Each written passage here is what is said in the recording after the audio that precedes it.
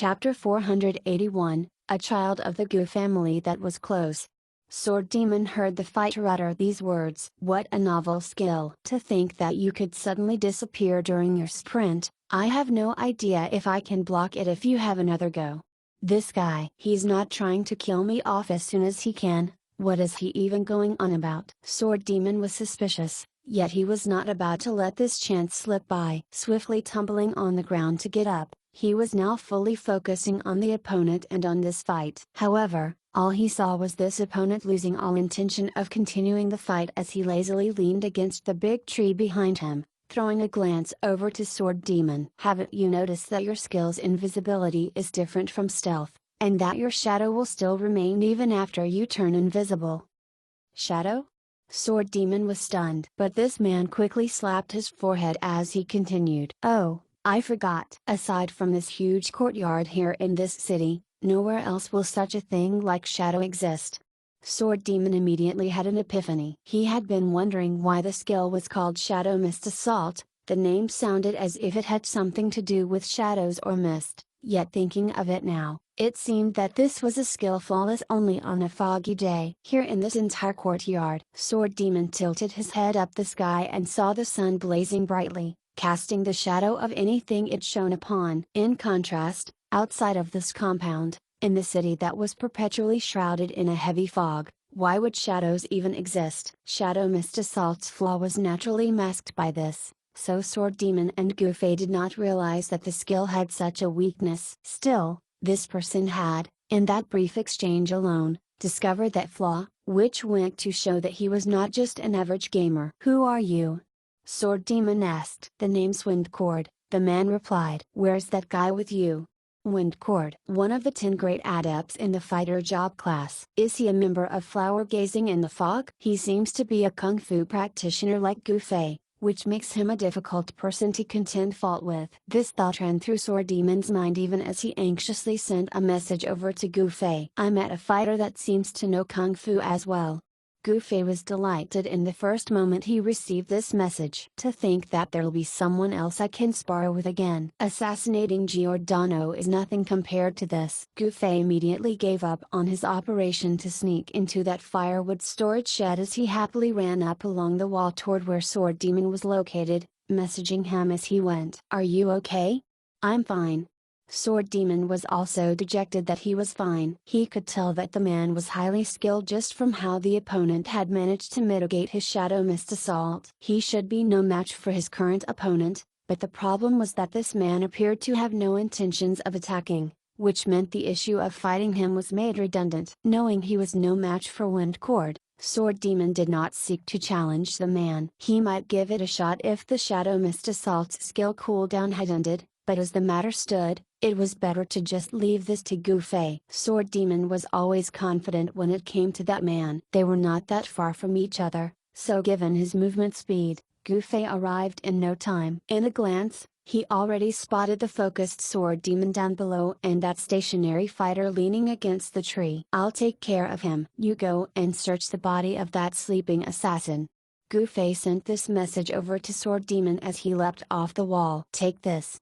Goofy yelled as he sailed through the air. It was not often that he could find himself a potential adversary, so he had no wish to sneak up and insta-kill the man. Thus, he made sure to alert the man of his presence as his sword came cleaving down, not even applying his twin incineration to that slash. Goofy also wished to verify the skill of this person. It was Sword Demon who had claimed that the man knew kung fu, after all, and while he was an outstanding gamer, whether he had a discerning eye for kung fu. Windcord lifted his head the moment he heard his voice. Goofy's sword was already right before him, yet he remained as calm as ever. He bent his body until his head was almost touching the ground as his right leg sailed vertically past. Skyward drill. How is this possible? This was the most astonished Goofy had ever been since he entered Parallel World. He was so shocked he even hesitated while they exchanged moves, and a kick from his enemy scored a blow across his jaw. Goofy was sent flying backward, His limbs spread out as he planted into the wall behind him. "There's no doubt it's skyward drill." Gu Fei trusted his eyes. What made him so surprised was because this was a move that originated from the Gu family's inherited arts. Even though the martial arts world nowadays was open to all, every family would nevertheless reserve certain moves in secret for their use alone and were not meant for privy eyes. Skyward drill was one such move out of the Gu family's kicking arts that were never taught to others. Besides members of the Gu family, no one else would be able to learn this. "Is there anyone else that dabbles in MMOs in my family?" Gu Fei was so taken aback by this. This was because, aside from him, all the other martial arts practitioners in the family were older uncles past their 50s and did not seem to be the sort to mix around with MMOs. Gu Fei fell off the wall into the ground. Getting up, Gu Fei steadied himself as Windcord straightened himself and turned over to face him. "Gu Xian." Gu Fei called out this person's name. Windcord was indeed a member of the Gu family, and he was even Gu Fei's peer. Gu Xian was the child of his second uncle, born in the same year and month, but because he was born 4 days earlier, the man thus became an elder cousin of his. This rascal's talent became apparent earlier than Gu Fei's and was also outstanding. Originally, he was the one which the family had placed all their hopes to, but it was unfortunate that no human was born perfect. While the child was gifted, his character was also like that of nature itself. In other words, the boy was lazy. No other word better described Gu Xian, as the man was quite literally the personification of that word. This man was so lazy it was entirely beyond belief. He would never stand if he could sit, and would never be found sitting if he could lie down. The man was willing to starve himself for a day just to avoid walking a distance of no more than 200 meters. In order to practice martial arts,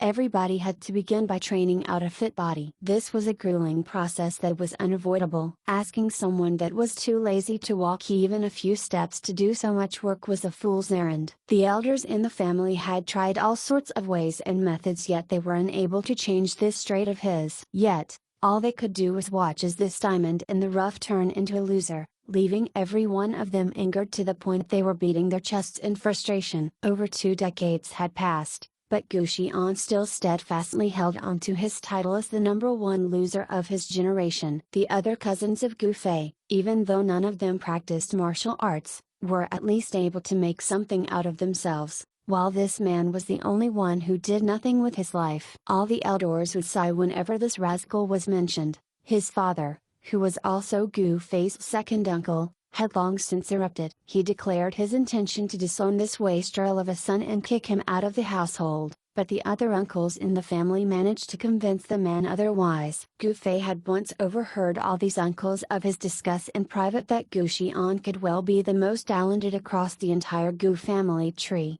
but was also the biggest loser in the entire lineage. It was truly a family mystery just how this guy turned out to be so lazy. How exactly did this man's mind work? The Gu family was substantially well off, so they did not mind having this additional mouth to feed. Meanwhile, the man was at least law-abiding and had never done anything that would affect others in any way or form. He had even reached a whole new realm of laziness when he even felt too lazy to sustain any bad habits, merely spending all his day indoors. Speaking of which, their peers would all head out to learn and advance their careers, yet it was only Gu Xian and the Kung Fu practitioner Gu Fei that would simply stay at home, so the two were no strangers to one another. However, it had been a long time since they saw each other after Gu Fei left his family's ancestral home. There was also no contact between the two men, as this man was that sort of person who would be lazy to even pick up the phone, much less make a point to call. "Video Mage? It is indeed you."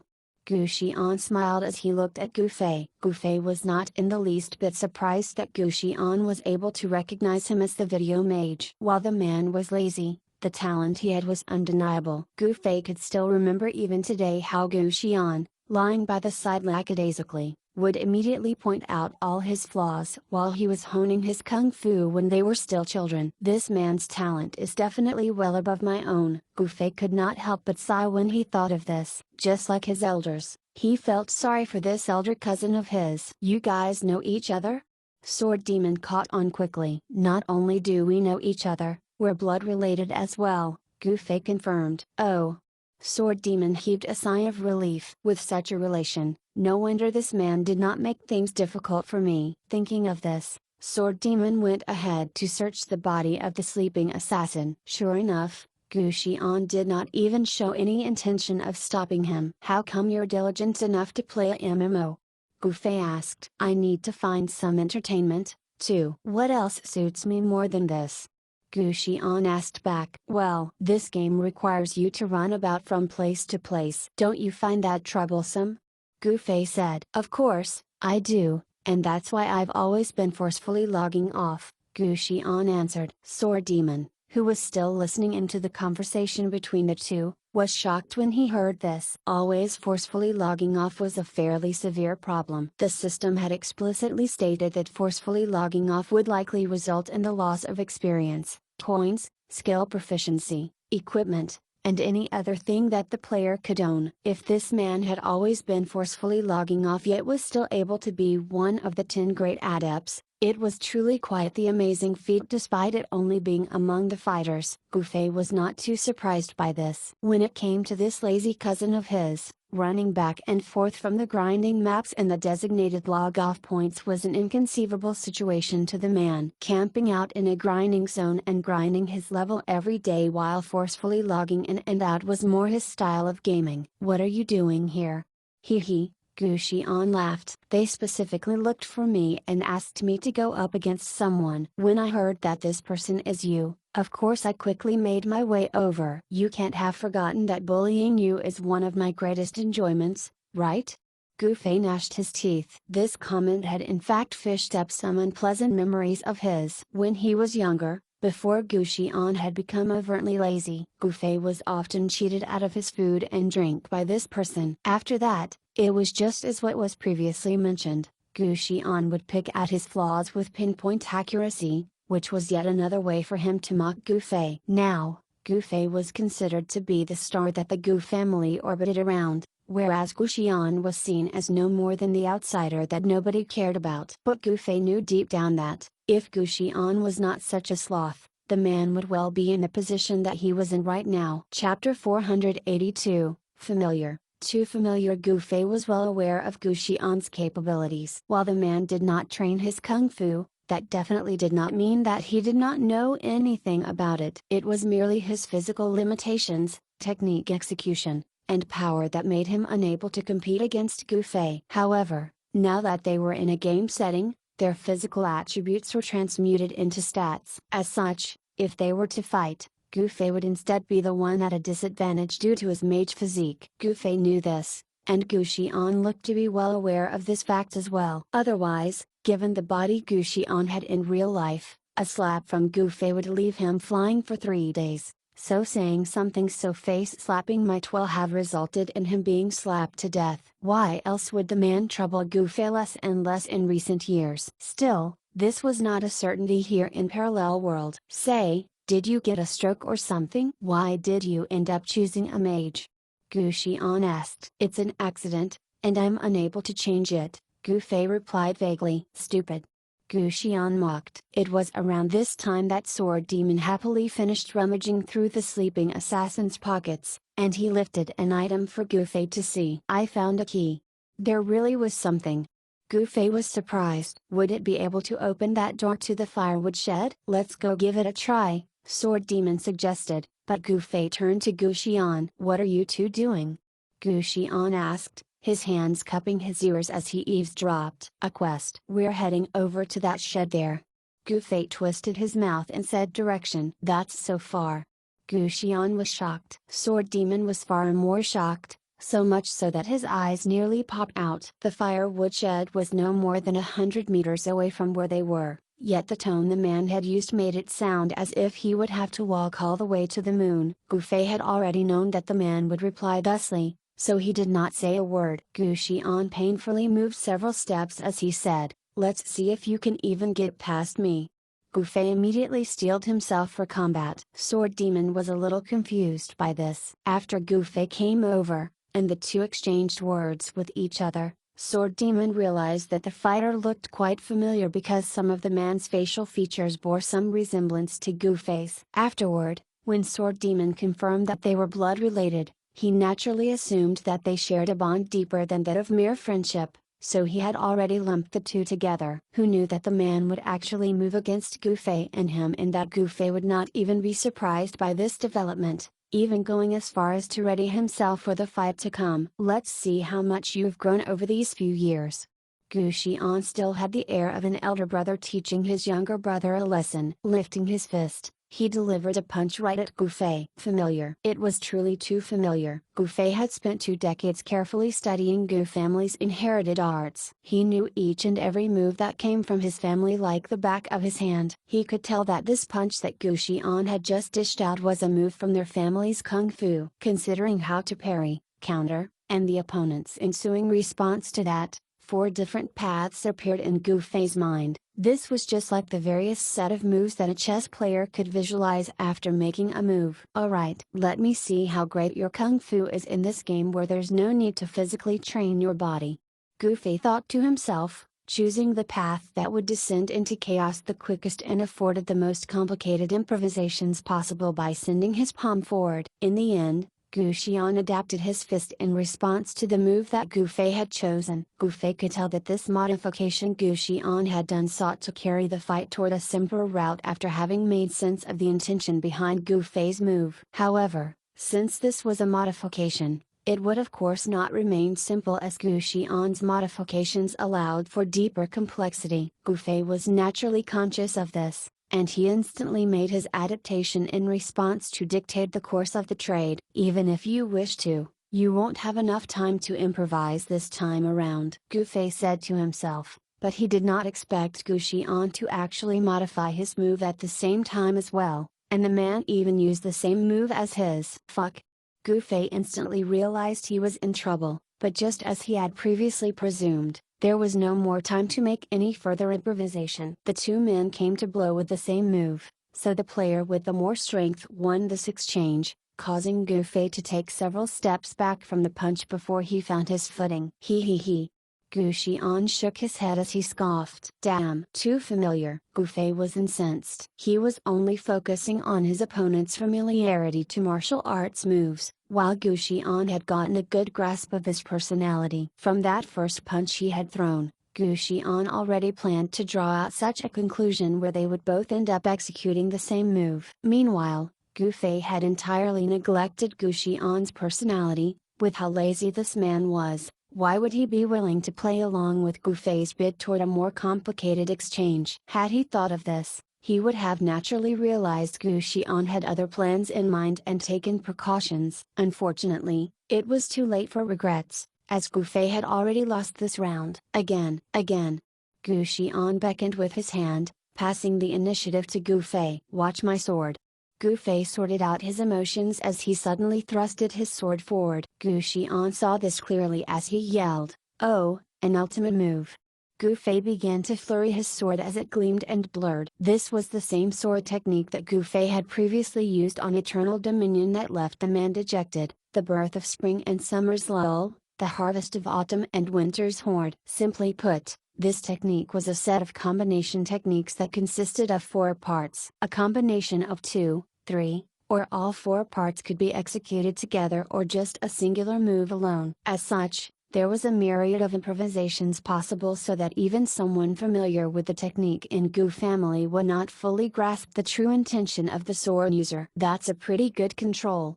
Gu Xian was already left a little dazzled just from Gufei's flurrying blades. The degree of visual acuity a martial arts practitioner possessed was something that would take plenty of practice to hone. Gu Xian might be a genius, but that only meant his starting point was higher than that of a normal person. Without proper and consistent training after, there was no way he would be able to improve. As there were no stats in Parallel World that would help boost this aspect, even Gu Xian felt equally strained like any common man when facing such a flashy move from Gufei. However, Gu Xian's advantage was his understanding toward this technique. While his eyes were entirely unable to see through each and every move, he was still able to process most of what was happening in his mind. He retreated even as he wielded his fists, blocking Gufei's birth of spring in doing so. Just as Gu Xian blocked this move in a timely manner, the sword flurry suddenly reversed and immediately corrected its direction again. Ugh!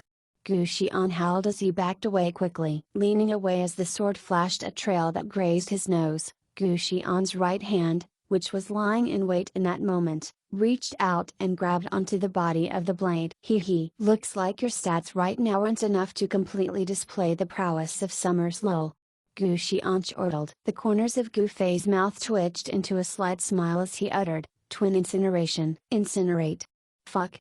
This time, it was Gu Xian's turn to shout. He instantly let go of the sword he was holding, lost his balance, and free fell until he was flat on the ground, barely escaping the flaming path that Moonlit Nightfalls had carved out. Meanwhile, Gu Fei did not bother pursuing him with his sword opportunely. Gu Xian stared at the fiery glow created by Moonlit Nightfalls, which slowly dissipated in midair, and chuckled as he quickly understood what Gu Fei was thinking. The birth of spring and summer's lull, the harvest of autumn, and winter's horde would truly be even more powerful with that improvisation. Gu Fei pulled his sword back and gazed at Gu Xian. The interest of the latter, who was lying on the ground, seemed to have worn out. Gu Fei had a level of perseverance and respect toward Kung Fu that the latter never once had, so he did not continue to deal a follow-up attack after that execution of twin incineration with his sword technique. In Gu Fei's mind, this was nothing more than a prank he had pulled to scare his cousin. When sparring between martial arts practitioners, Gu Fei always intended to rely purely on his Kung Fu moves. How boring! Gu Xian muttered, as he stared at the bright sun overhead, a rare sight in Xiaoyu City. You guys go ahead, I'm gonna take a nap. Gu Xian simply decided to continue lying there rather than get up. What's your IGN? I'll add you, Gu Fei said. Wind cord, Gu Xian answered. 1,000 miles drunk. Gu Xian evidently received the system prompt. What kind of garbage name is this? Did you come up with it yourself? Ha ha ha ha ha. Gu Xian laughed heartily, seemingly about to start trolling on the ground. Gu Fei ignored the man as he dragged sword toward the firewood shed. Who's that guy? Sword Demon was regarding Gu Xian as if the man were something entirely anomalous. That is my elder cousin. Gu Fei rather unwillingly admitted. Damn, it's only a mere 4 days, yet there's no way for me to ever beat this. He's really strong, too. Sword Demon sighed in awe. Truthfully, he could not tell who won that bout, as he felt that the two were evenly matched. You can beat that guy, Gu Fei said. How so? Sword Demon knew his limits and was puzzled. Stealth, backstab, Gu Fei educated. Stealth is possible.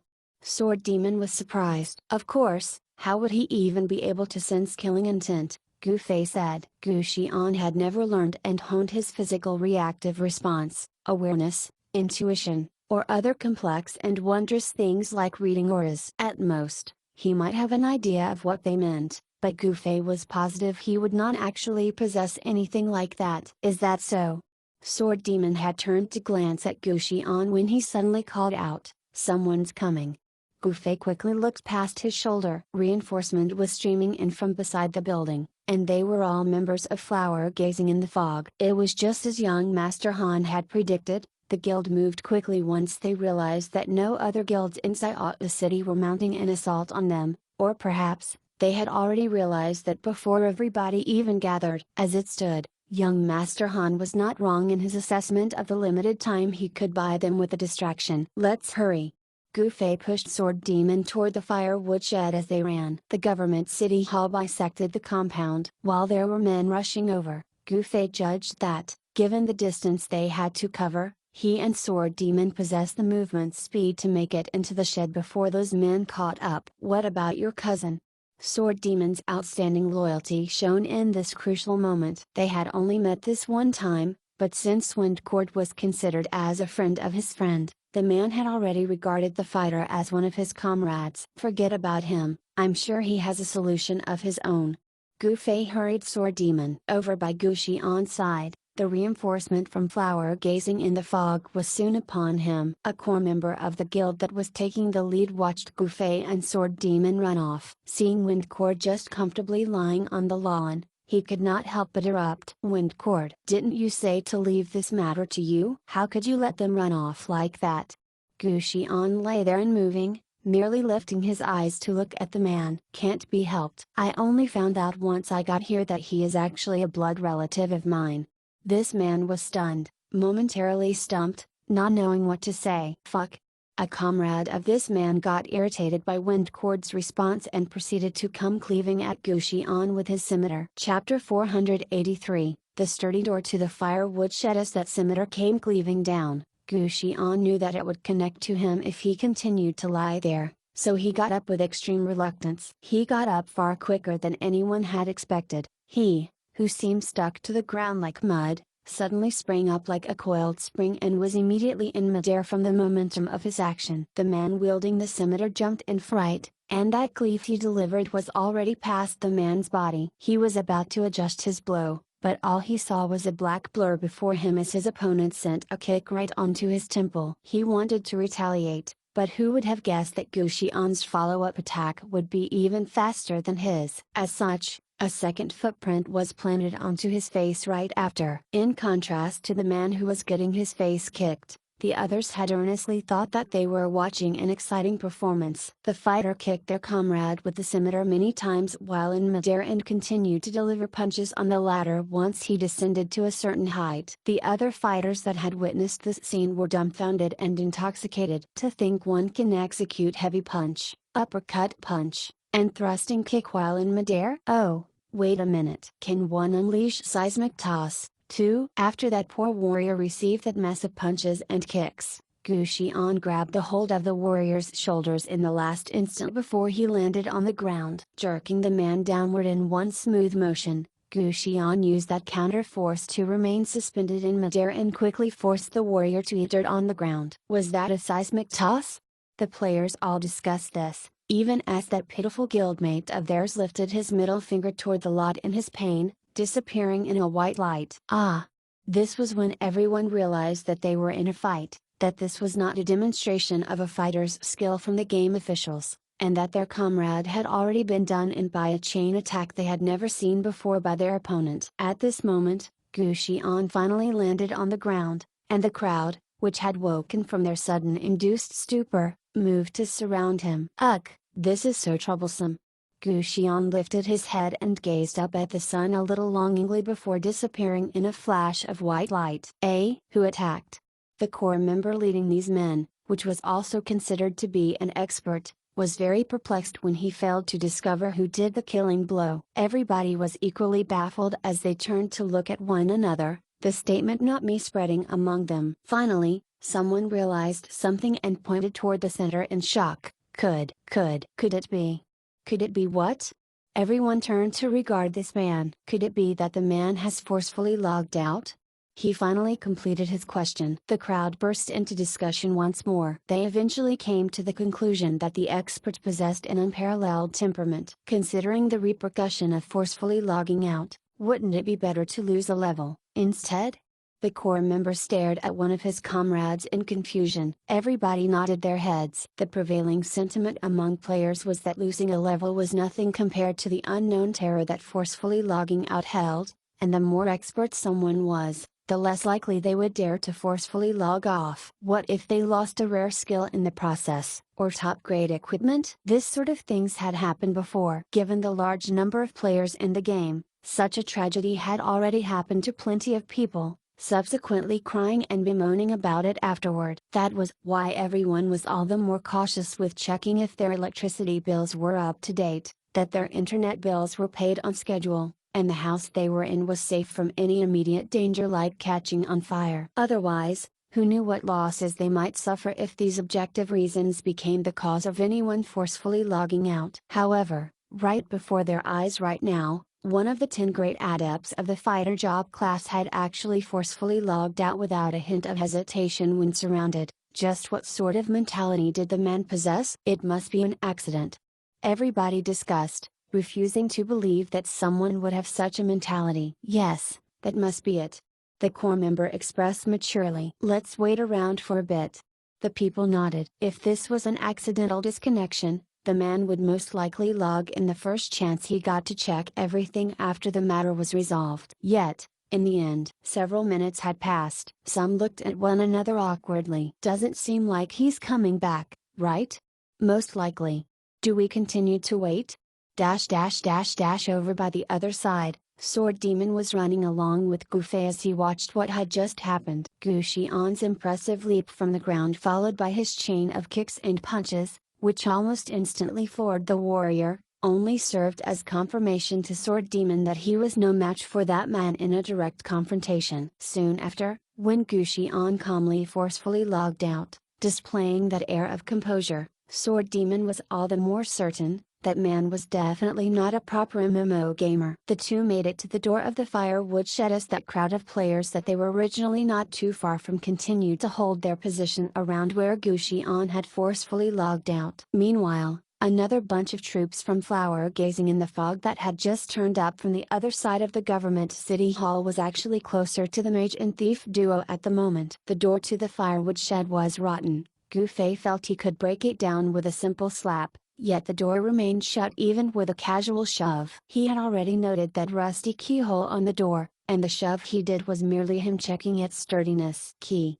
Gu Fei shouted. Sword Demon came forward and successfully fit the key right into the keyhole in one motion. He twisted and pushed as the door creaked open. The two of them rushed in and closed it behind them. The entire firewood shed was equally dilapidated as the door. Visible holes up on the walls and roof could be seen, allowing in a bit of light in the musty and gloomy shed. The two men quickly scanned the room they were in, subconsciously moving toward a hole, which let them observe the situation outside as they came to a stop at the same time. They can't get in, right? Gu Fei asked. That should be the case, Sword Demon replied. Applying the usual logic found in games, the existence of a lock to a door meant no one else could enter without the key no matter how rotten door's state was. Holding on to such a inference, that was why Gu Fei had brought Sword Demon into the shed without any hesitation. In that moment before, Gu Fei was not confident they would have enough time to get over the wall using the grappling hook, much less expect the less adept Sword Demon succeeded in making it over after him. As such, he decided to duck into the firewood shed temporarily for shelter. As for how they would escape, they had no choice but to consider that at a later time. I'll keep an eye on things here while you search this place, Sword Demon said as he continued to head over to the hole. While the people outside should not be able to open the door without the key, he was still skeptical over it, given how different Parallel World had panned out to be. Gu Fei began closely examining the things within the shed and soon heard knocking from the door, which slowly turned into a more forceful and loud banging that seemed to cause the entire shed to shake. Dust began to fall like snow, but the door refused to budge. Gu Fei and Sword Demon were finally at ease. Things that the system created were truly indomitable. Sword Demon finally stopped keeping a wary eye on what was happening outside, even as more and more people gathered. The men outside were soon left helpless and made no headway with the door. Sword Demon began searching the place as he asked, "Do you think they would go search that sleeping assassin? Would they still be able to find the key?" Gu Fei asked. "This isn't the first day that the assassin sleeps there, right? Also, it's unlikely that no player has ever popped by here before. If anyone did arrive here and spotted that NPC, I'm sure everyone would search it accordingly. Still, the fact that we managed to find a key on it means that this item might respawn when the game refreshes. It isn't unique." Sword Demon lived up to his name as an MMO veteran with his familiarity over the mindset of the average gamer. "What you said makes sense, but nothing about the key indicates that this is the door that it opens, correct?" Gu Fei asked. "Indeed. But if those guys outside can't get in, while we can, they'll naturally be able to surmise that we have a key in our possession, and if anyone happens to have a key they got for no rhyme or reason, they'll surely give it a shot here," Sword Demon explained. "But no one has tried it yet, so I reckon that they aren't yet aware of this," Gu Fei said. "Let's hope so. Putting that aside, let's hurry and search the place. We ain't gonna be able to get out from here anytime soon," Gu Fei said.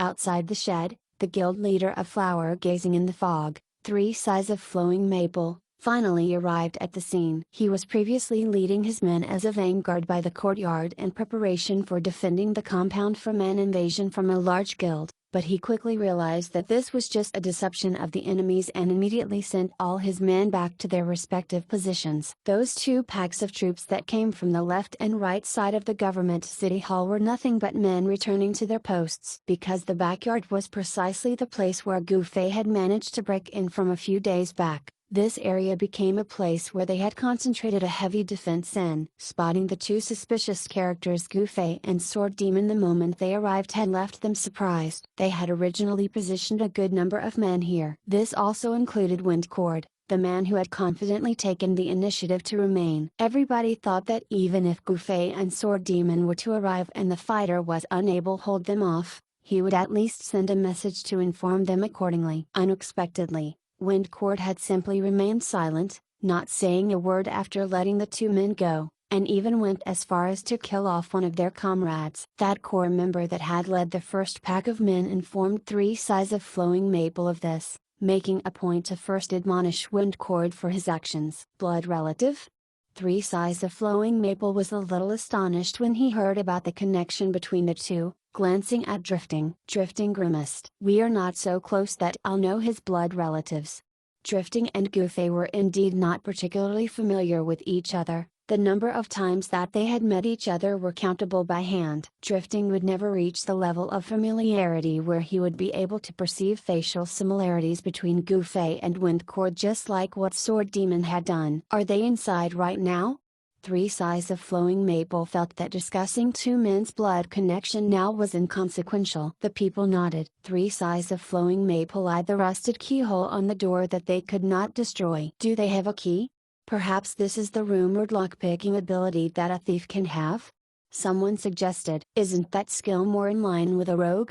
Someone asked. Sword Demon's an assassin, yes? Three Sides of Flowing Maple asked Drifting. Drifting nodded. Where did they manage to get the key? Three Sides of Flowing Maple was stumped. Perhaps he got a hold of the key when he previously broke into the government city hall, someone mistakenly deduced. It's possible. This mistake had actually been seconded by another. His quest is to assassinate Giordano, so what's the point of making a break into the stamp shed? Three Sides of Flowing Maple muttered as he walked around the place. He spotted the hole on the wall and quickly stepped forth in an attempt to look right in. Gufei continued to keep watch over this same hole after Sword Demon had left it. The moment the light from this hole got obstructed, he promptly realized what was happening and casually grabbed something nearby and threw it over. Fuck! Three Sides of Flowing Maple yelled as he retreated several steps. The nearby players looked over at him and each of them lowered their heads to hide their sniggers. The dignified leader of the largest guild in Xiao City had his face dirtied black by a cloud of dust tossed right at him. Chapter 484, The Unknown Firstcomer. Three Sides of Flowing Maple quickly tried to wipe the dust off his face but only ended up dirtying it further. Everyone continued to hold back their laughter as best as they could. Those with a higher tolerance gritted their teeth without revealing a smile and said, "Go and wash up. Hurry up and find a solution. Don't let them get away." Three Sides of Flowing Maple yelled this out somewhat hysterically as he departed. Everybody looked at one another. In their minds, their guild leader was always calm and composed. No one would have guessed that he would actually become enraged over such a small matter that barely affected the bigger picture. It was truly difficult to fathom what was in the deepest recesses of one's heart. With Three Sides of Flowing Maple temporary departure, these men continued to crowd around and examine the keyhole. After making sure that none of them in the guild possessed the rumored lockpicking skill, everybody began to discuss the issue about the key. Being in such a large guild that had so many members, there were bound to be a few more attentive individuals. These few quickly mentioned seeing Gufei and Sword Demon seemingly going off somewhere just as they arrived, which happened to be the spot where Windcord was originally lying. Coincidentally, there was a sleeping NPC near that spot. These people openly wondered if there was any connection to this. There was no need for them to guess if this link existed, as the NPC would remain asleep there forever. All they had got to do was head over and take a look themselves, which was precisely what several of them hurriedly did. Gufei happened to be peeping out of the same hole after tossing that handful of dust at Three Sides of Flowing Maple and realized what was happening. They are really quick on the uptake. It appears they've discovered there's something fishy about that sleeping assassin. Sword Demon was taken aback. Now what? What else can we do? Pray that the key wouldn't respawn yet, so they'd think that there's nothing special about it. Gufei said. Looks like this quest is rather complicated, so I doubt that the quest item will respawn so soon. Sword Demon answered. Now that the reality was transpiring closer and closer to Gufei's analysis, Sword Demon had already started to believe that, even though the quest had not appeared on their quest log, it nevertheless existed. He did not share the complete indifference toward the quest's existence like Gufei, after all. He was a traditional MMO gamer, so he did somewhat care about this. Yes, let's hope that this is the case. Have you found anything on your end? Gufei asked. I'm just left with this here. Sword Demon glanced ahead. They had already searched every nook and cranny of this small firewood shed. He was currently looking toward a tall stack of firewood piled high in a corner. As this was a vermo, those things could be moved, but searching such a spot would require quite a bit of effort. This was nothing like the games before, where all it would take was a move of the mouse pointer, clicking whenever they made any sort of discovery, for they would have to do actual work right now. Outside the shed, everything was happening just as Gufei and Sword Demon had hoped. The players that went over to rifle through the sleeping assassin's pockets came up empty-handed, so they could only keep mulling over this problem. Meanwhile, Gufei and Sword Demon worked up a sweat as they moved the pile of firewood. Finally, Sword Demon, who had devoted his effort without a complaint, made a discovery, and he excitedly yelled, "I found something!" Gufei, on the other end, quickly threw that piece of firewood he had been carrying and dashed right over, only to see that beneath the pile of firewood was an entrance to a cellar. The two swiftly cleared out the rest of the firewood and stood there in a daze. While they had found a cellar after all their effort, the cellar door itself was also locked. Sword Demon squatted down and tugged at the lock, finding it to be sturdy. He wanted to take out the key he had used for the door to the shed but soon realized that the size of the two did not match. Let's search for the key, Gufei suggested as he started sifting through the firewood pile. He had already carefully rummaged through the other places. If there was a key, it would most likely only be in this pile of wood. The two men had apparently run out of luck, however, as they were unable to find anything, even after turning over the entire firewood pile. What do we do now? Gufei flipped through the diary and began searching for clues within. Sword Demon was also tired from all the menial work. Lying on the ground and taking deep breaths, he stared at the ceiling above when something came to him. Could it be that the key is also on that sleeping assassin, but because the timing for the key to respawn is different, the players that picked it up messed everything up, so we were unable to find the pair at the same time? That's not impossible, Gufei nodded yet added soon, but, recently, only members from Flower Gazing in the Fog have been coming and going to this place. If there's truly such a key, it can only be in their hands. Unless the interval between the respawn of the keys is several days, and someone else picked it up before the guild quest started. Oh, crap! Sword Demon suddenly yelped. Those players from Flower Gazing in the Fog don't seem to have found any key when they searched its body, but since their suspicions toward it have been raised, the entire guild would probably be discussing this matter. With a guild of that size, I'm sure one of them stumbled across that NPC before, and I'm afraid that the person that had coincidentally found the key would hurry over with it. That's not necessarily the case, Gufei said. I have a good understanding of the situation pertaining to the backyard here, and before their guild quest started, this is the only place in the whole city that has clear skies above, so it becomes their de facto marketplace. However, the space in the backyard is limited. Look at the flora and fauna around here, so although the setting is marvelous, there isn't any particular square or clearing to gather. Plus, it's quite a distance from the entrance, causing this place to always be deserted. Even after Flower Gazing in the Fog took over control of the entire compound, they did not assign a member to guard the backyard. It's only after I had climbed over the wall from here that they began stationing men here. From what you have said, I gather that not many players will have the chance to get the key from the sleeping assassin. Still, given how all these men from Flower Gazing in the Fog are now active here in the past few days, I dare assure you that if any of them saw this NPC at any time in the past, quite a handful of these players would surely approach it to investigate. Sword Demon said. You mean to say that there's a possibility that someone in Flower Gazing in the Fog is holding onto this key we need?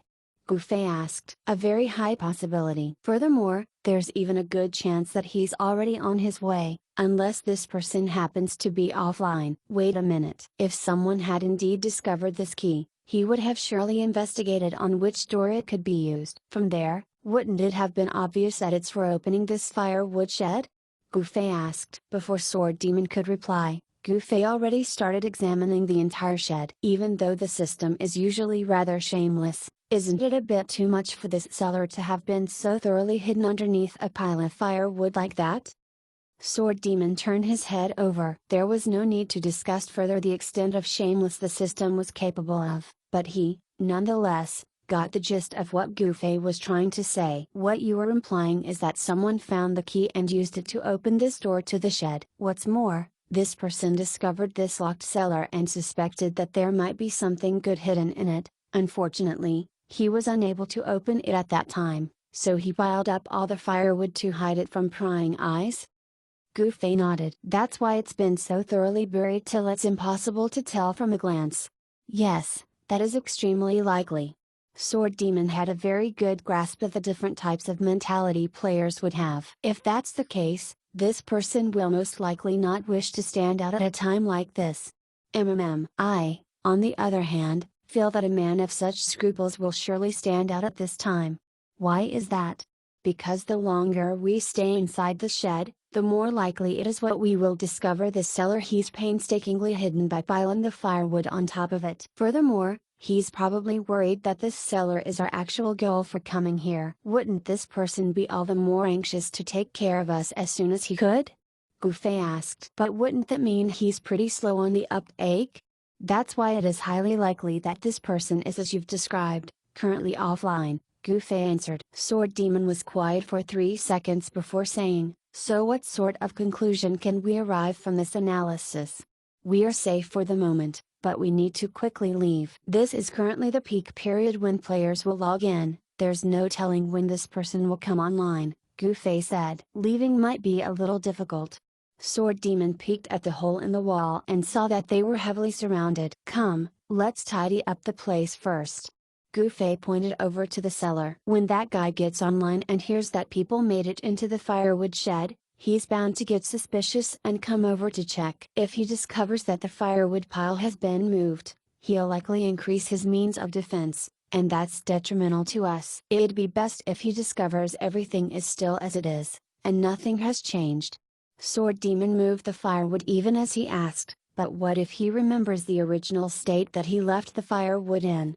Gufei was momentarily speechless. I'll have nothing else to say if that man has that degree of dedication. The two quickly gathered the firewood in a pile, hiding the cellar properly and dusting off their hands afterward. Seeing as they had no way of opening the cellar, and that there was always the looming danger of someone opening the door from the outside, they simply could not afford to loiter here and must seek to leave the premise as soon as they could. The two men were very busy. While Gufei checked on the movement of the enemies through that hole, hoping to find an opportunity to make a break for it, Sword Demon was busy detailing the entire situation over to young Master Han, wondering if there was any way he could lend a hand from the outside. Wouldn't you be out if the both of you die?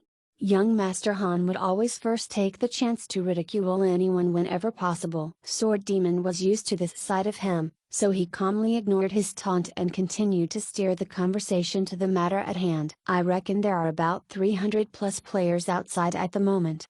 There was a limit to the number of people they could see from that small hole, but Sword Demon made this estimate based on the crowdedness he saw before him and the area that he could recall right outside them. Let Miles kill them all. Young Master Han continued to jest cruelly. Any ideas? Sword Demon continued to ignore him. I don't have anything at the moment, since what you told me isn't the full picture. I'll at least need to observe the overall situation personally, young Master Han replied. We don't have the time for that, Sword Demon said. The enemies can obtain the key at any time and open up the door. If you have no other choice, forcefully log out then.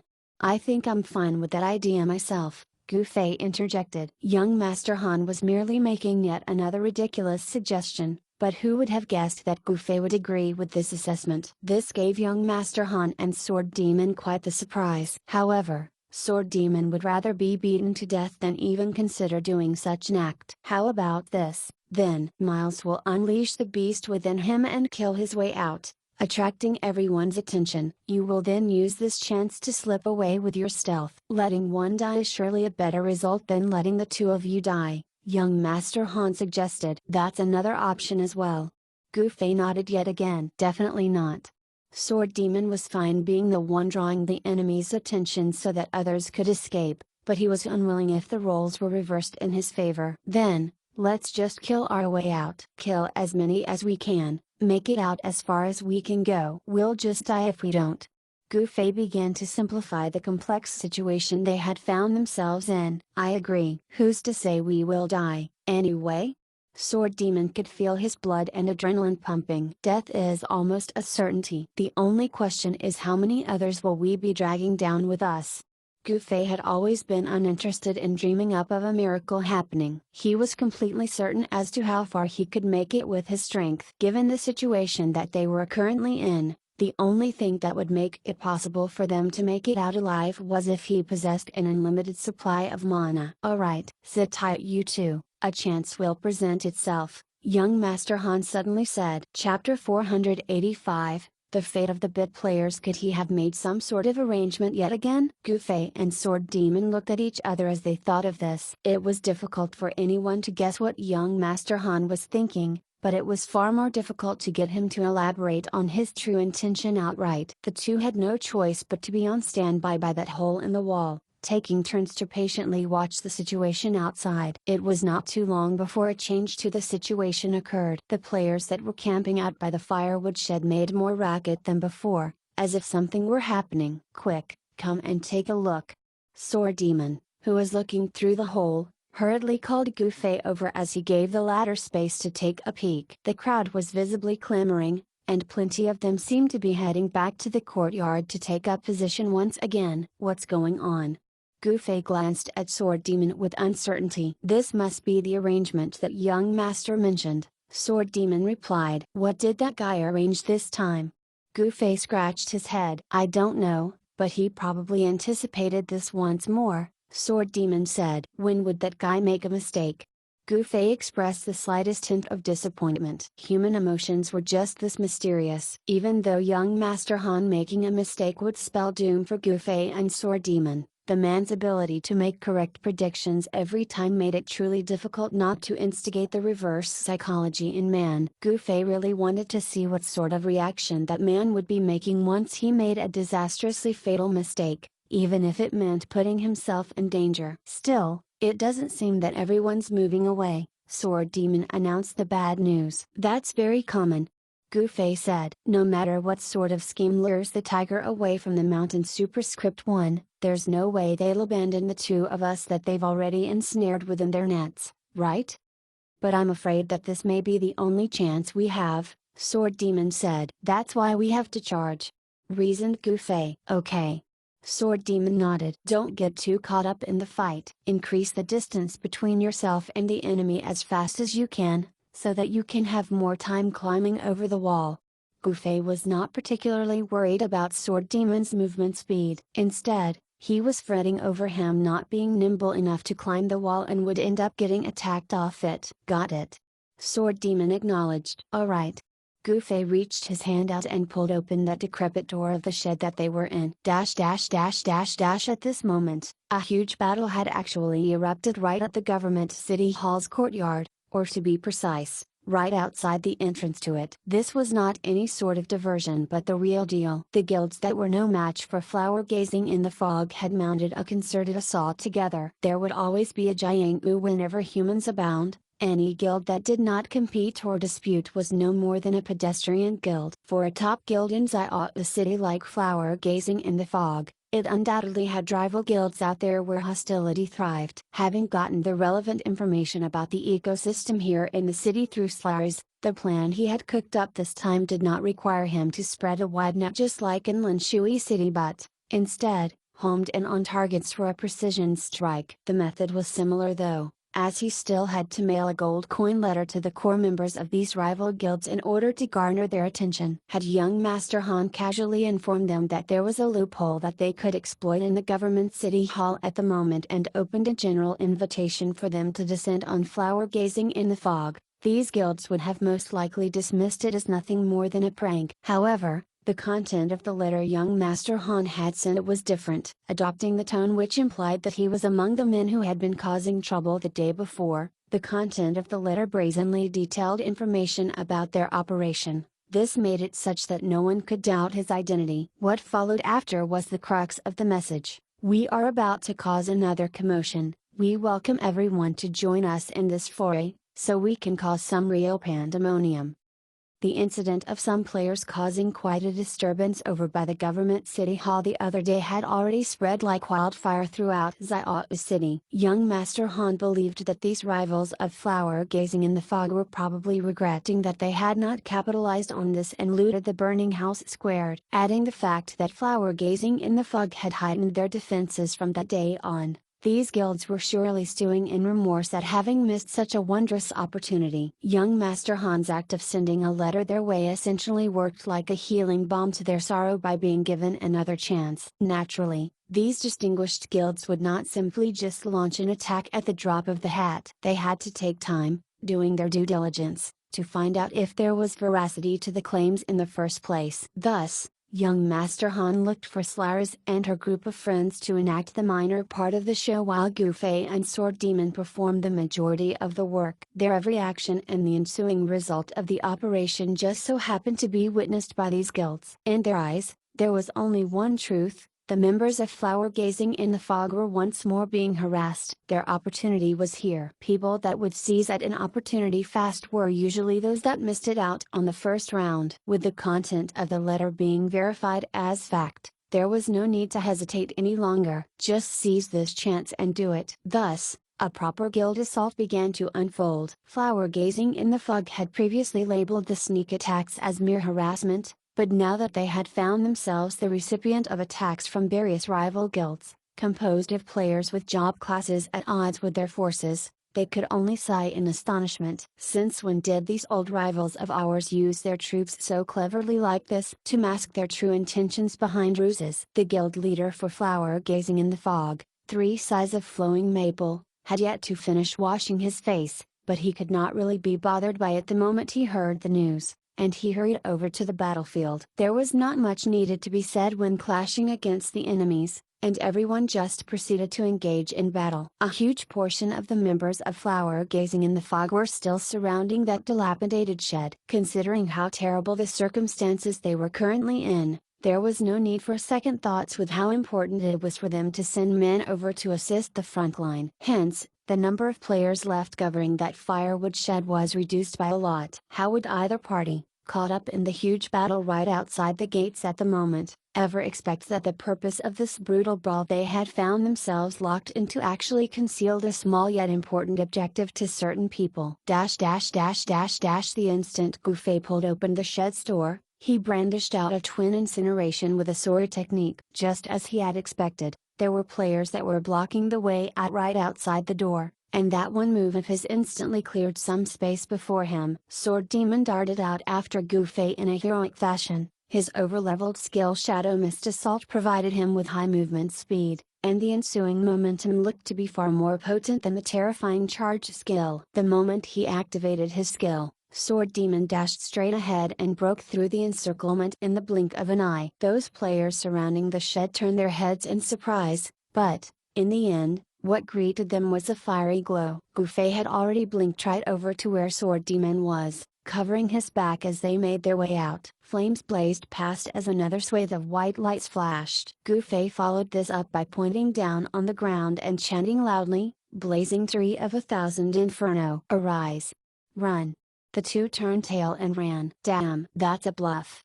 The 4 players cried this out loud and gave chase, but only after they dove for cover in their surprise when they heard Gufei chant a spell incantation and failed to see any rising embers from the ground. As how reality had shown time and time again, players that did not have a good grasp of Gufei's spell casting would always end up eating humble pie. Those men who had thought that the spell was a bluff realized this fact the moment they stepped onto the gradually heating ground. The ensuing inferno that grew was far more powerful than what they had ever seen or even experienced before, causing all the players with weak or low HP to immediately dissipate into white lights after they got burned. Meanwhile, Gufei and Sword Demon were 2 players with high movement speed, and they managed to clear a distance of several meters by this time. Gufei pulled out 2 coils of rope from his dimensional pocket and handed one over to Sword Demon. "Hold it firmly.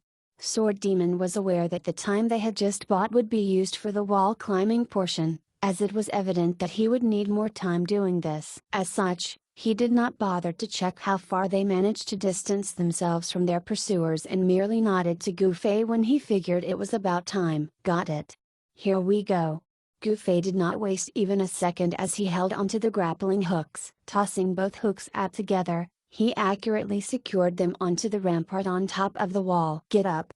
Gufei shouted as he tugged at the rope and propelled himself up in the air. Sword Demon was not as adept at this, so he conscientiously ran to the base of the wall and used it to climb his way up. The two scaled the wall, even as the enemies surged toward them like a crashing wave. Gufei's skills when it came to climbing walls was well beyond that of Sword Demon, so now that he was being held back by nothing, he easily made it to the top of the wall just as Sword Demon made it 1/3 of the way up. Seeing as the enemies below were closing in with each passing second, Gufei turned his gaze over to Sword Demon and realized that Apex MMO experts like Sword Demon truly had aspects which were far from ordinary, such as the psychological resilience they possessed. Compared to those other players he had teamed up with the other day, almost every one of them became flustered the moment enemies appeared. Gufei had no doubt they would have broken if they were the ones facing this situation right now, which was entirely unlike Sword Demon, who remained calm as he meticulously focused on climbing the wall. But staying calm was just that. The enemies grew nearer while Sword Demon remained rather slow in his ascent. Several archers rushed forward, drawing their bows and beginning to fire their arrows. Hold on!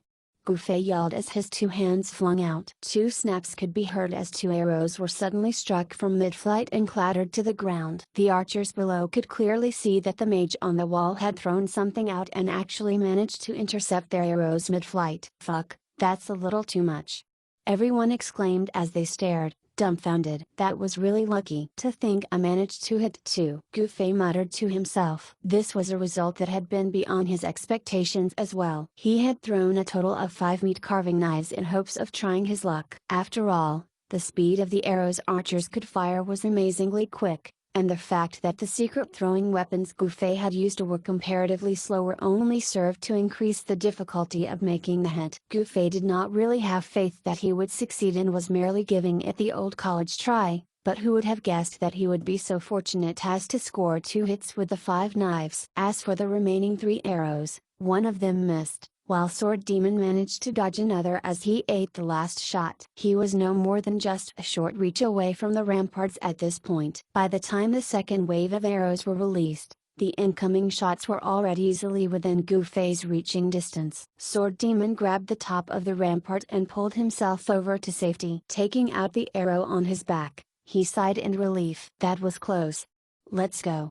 Gufei got the grappling hooks and secured them on the side of the wall facing the outside. Following this, the two calmly slid down the length of the wall with the rope. This attempt to sneak into the government city hall had finally come to an end. It was as if the huge guild battle, which was happening over by the courtyard still in full swing, was no longer of their concern. What do you think will be inside that cellar? The two men were currently walking along the street, heartlessly continuing their discussion over this quest, completely unperturbed that almost 1,000 people were currently risking their lives due to their actions today. That was truly the cruel fate of the bit characters. I don't know, Gufei replied. What does a cellar have to do with the quest to assassinate Giordano? I guess we won't have any idea what to expect until we open it ourselves, Sword Demon said. But where are we gonna find the key? Gufei mumbled. Should we go back and search that sleeping assassin again? Sword Demon asked. Do we have any other solutions? Lockpicking skill. I wonder if we know anyone that has learned that skill, Sword Demon said. Chapter 486, Teleport over lockpicking skill? Gufei repeated Sword Demon's words. Yes, this is a skill that the thief job class will have access to in most MMOs. It's specifically used for locks without keys, where the higher the proficiency is, the more locks can be picked with it. Sword Demon knew that Gufei had limited knowledge when it came to game-related stuff, so he made sure to explain it a little more thoroughly. And in Parallel World? Gufei asked. It's a skill that thieves will have access to after advancing to a rogue, Sword Demon answered. A rogue opening locks. That's rather compatible, commented Gufei. What?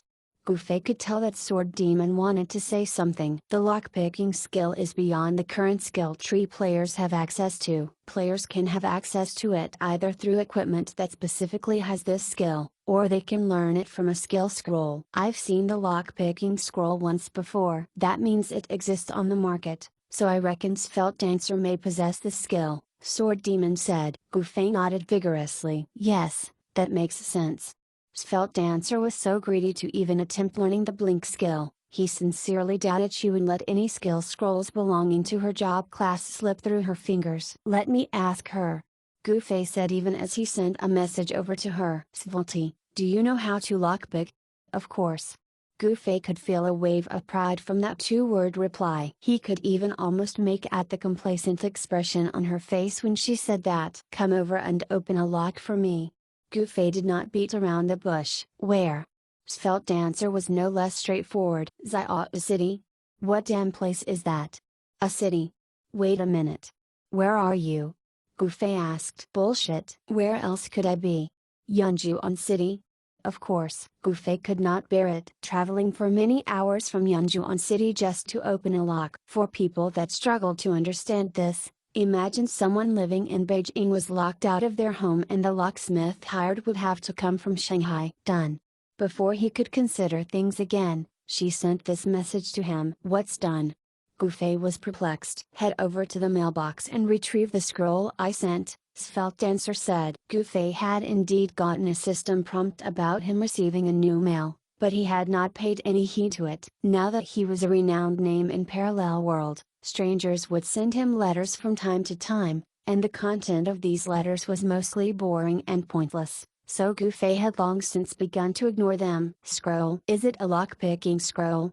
Gufei knew that there were two types of skill scrolls in the game. One would allow a player to permanently learn the skill while the other was a consumable sort, a one-time use of the skill imprinted on it. There's no such thing as a lockpicking scroll, that's a teleportation scroll. Svelte Dancer replied. Gufei was confused. Take it, write down your coordinates, and then send it back to me. I can then use it to teleport over to you. Svelte Dancer explained. That works, too? Gufei exclaimed in his amazement. Even Sword Demon reacted similarly when he learned of this. This was not because the two men had a superficial understanding of the world and game. Rather, it was because teleportation scrolls were considered as too high-end. It was similar to how an average citizen would regard a person owning or even using a private jet. Does that mean she'll teleport over? Gufei and Sword Demon started to change their route. Originally, the two were heading over to the tavern and discussing their next step, but who would have thought that this matter would have developments so soon? Does that mean we're gonna return there now? Sword Demon asked. That's not good. Gufei felt a little guilty over constantly interrupting the peaceful lives of the members from flower gazing in the fog. Let's discuss this further when she gets over here. Sword Demon proposed. As the two were making their way to the mailbox to retrieve the scroll, a message arrived from young Master Han. You two strong men, have you guys gotten out yet? Yup, the two answered. What have you discovered so far? Young Master Han asked. After Sword Demon gave him a quick rundown of what they had learned and done, young Master Han immediately said, Then, what are you guys waiting for? Hurry! While everything is in shambles, take advantage of the chaos to take their lives. Just what exactly did you do to them? Gufei and Sword Demon shuddered, even though they were neither feeling cold to begin with. They are currently engaged in a large-scale guild battle. Don't either of you wish to use this opportunity? Young Master Han asked. Didn't you say you're not using guilds this time? Gufei asked. Ugh, I'm too lazy to explain the complex details to people with both your level of IQ, young Master Han replied. This sort of guild battles won't be over too quickly, but it won't drag until the next day, either, so would the two of you please hurry it up? Young Master Han said. Gufei and Sword Demon that were originally strolling down the street broke into a run to quickly make their way over to the mailbox. Once they arrived at the mailbox, they quickly opened it and hurriedly retrieved the scroll within. The two had not used this before, but being the MMO veteran that Sword Demon was, it took him no more than 3 seconds to make sense of how it worked. Should we just write the coordinates for our current location or wait till we get into the firewood shed before writing down the set of coordinates? Sword Demon asked. Gufei peered at the man strangely. There's a mailbox in the shed? Oh, right. Sword Demon was embarrassed. Even a wise man would have a moment of blunder. Hastily writing down the coordinates, Gufei mailed it back to Svelte Dancer. Quick! Gufei sent a message to Svelte Dancer. What's the rush?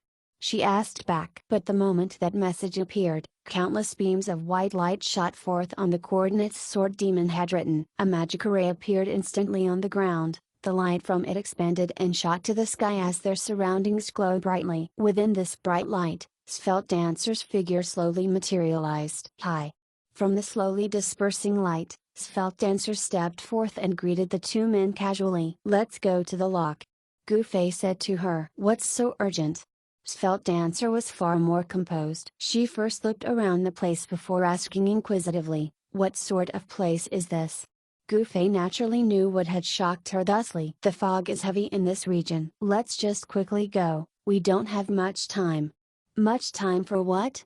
Svelte Dancer asked. I need to log off soon, Gufei replied. You're not gonna die logging off a little late occasionally, Svelte Dancer chided, but she nevertheless hastened her strides to match the pace Sword Demon and Gufei had set. So, what lock do you need me to unlock? What's the story behind all this, anyway? Svelte Dancer asked as they made their way to the government city hall. Hence, Gufei gave her a quick summary of all that had happened. Why didn't you call me for something so interesting? Svelte Dancer knocked Gufei on his head. To this number one pay-to-win player, equipment, skills and other material goods could be bought, but the interest in them would quickly wane the faster she got her hands on them. Thus, in order to maintain her interest in the game, she was often in search of another source of enjoyment in the game, especially from things that could not be bought with money. Isn't that why we contacted you once we ran into this kind of trouble? Gufei countered. That's much better. What do we do now? Svelte Dancer asked. We just got out from there. The whole place is in chaos right now, so we shouldn't have any problems sneaking in again, answered Gufei. Is that the courtyard that you were talking about before? Svelte Dancer asked. Yup. Svelte Dancer was the type Gufei and Sword Demon rarely had the chance to meet, someone that they would not have to slow down for. In fact, they were the ones slowing down Svelte Dancer. The lady was constantly hurrying the two of them, which left Gufei uncertain if he should laugh or cry. What are you running ahead for? Do you even know the way? The party of three quickly arrived at the base of the wall enclosing the city hall. Sword Demon specially stealthed his way to the front gates and took a look, relaying excitedly upon his return. The scale of the battle isn't small, so the fight's rather chaotic. No one is sure to take notice of us if we rush in right now. Let's go. Gufei tossed out the grappling hooks. You know how to do this? Gufei glanced over to Svelte Dancer. Seeing that Nessa's look in her eyes, he knew that he had a lesson on his hands once more. Fortunately, Svelte Dancer was not a paper tiger superscript one that solely depended on the equipment and skill she bought with real-world currency. With a good head on her shoulders and dexterous limbs, she grasped the skill she needed to learn faster than the other 8 members he had brought days before. By the time the 3 successfully made it to the rampart, the sight within the courtyard was already enough to make them inhale sharply. The courtyard had turned into a battlefield. They were no strangers to large-scale PvP battles, but the sort of battles would often be held in vast and open plains out in the wilds or the cramped streets and alleys found in the cities. In this flat but limited confines of the courtyard by the government city hall, it was like a huge arena with the sounds of weapons clashing and the hodgepodge of shouts, screams, and curses. The 3 could not tell one place from another, nor were they able to see which side was winning. The only word they could conclude from what they were seeing was terrible. Gufei, Sword Demon, and Svelte Dancer could not be bothered to look on any further as they made their way to the backyard by going along the rampart. They could not help but cry out bitterly when they looked down, however, as the original battle had actually extended all the way here. It even looked far more compact and fervent than what they had seen in the courtyard. Gufei and the others were naturally unaware of the whole story. The guild battle initially began with a frontal assault. Flower gazing in the fog took the initiative to defend actively, but the situation was not in their favor. Simply put, they had difficulty targeting their enemies while it was the opposite for their attackers. With the gates to the courtyard as the boundary, The attackers from beyond were able to hide themselves in the fog by retreating a short distance. Conversely, those inside the courtyard were easily seen at a glance by the attackers. Essentially, the flow of the entire battle had the front line of the attackers falling back to the safety of the fog when injured, while the members of flower gazing in the fog looking to do the same would instead be pinned down by the enemy's long-range attacks, creating further devastation. Helpless, 3 sides of Flowing Maple ordered the front line of the battle to pull back, forcing their enemies to lose the cover of the fog. However, since flower gazing in the fog was facing many guilds this time, the numerical superiority that the latter held over the former meant that the flower gazing in the fog lost control of the gates and did not manage to prevent the enemies from streaming in, making the situation far less promising for the guild. However, staging a large-scale battle inside the courtyard had its limitations. The rigid guards, patrolling or stationary, were interspersed around the compound. Nobody knew what would make them move, so everybody was careful with their attacks around these NPCs. They were sure that it would be disastrous if anyone made a mistake of accidentally hitting a guard. Furthermore, some of the players with greater awareness to their surroundings consciously drew the attacks from their enemies toward these NPCs, which only served to stir further complications in the battle. Under such circumstances, everybody subconsciously did their best to avoid these guards and nationally began to move themselves toward areas without guards. This went on for quite some time, and without anyone realizing it, the backyard, which practically had no guards around, became the main battlefield, with both sides attacking and killing one another to their heart's content. Chapter 487, Upsetting the Balance. So, where are we going? Svelte Dancer asked as she took in the sight of the raging firefight below them. Over there. Gufei pointed over to the firewood shed over at one corner of the backyard. As it was over at one of the rare few high grounds available in the compound, everyone was very interested in it and the competition for control was particularly pronounced. Can we make it? Svelte Dancer sternly repeated the statement Gufei had emphasized to her earlier. Gufei showed a tragic look, speechless. Should we wait?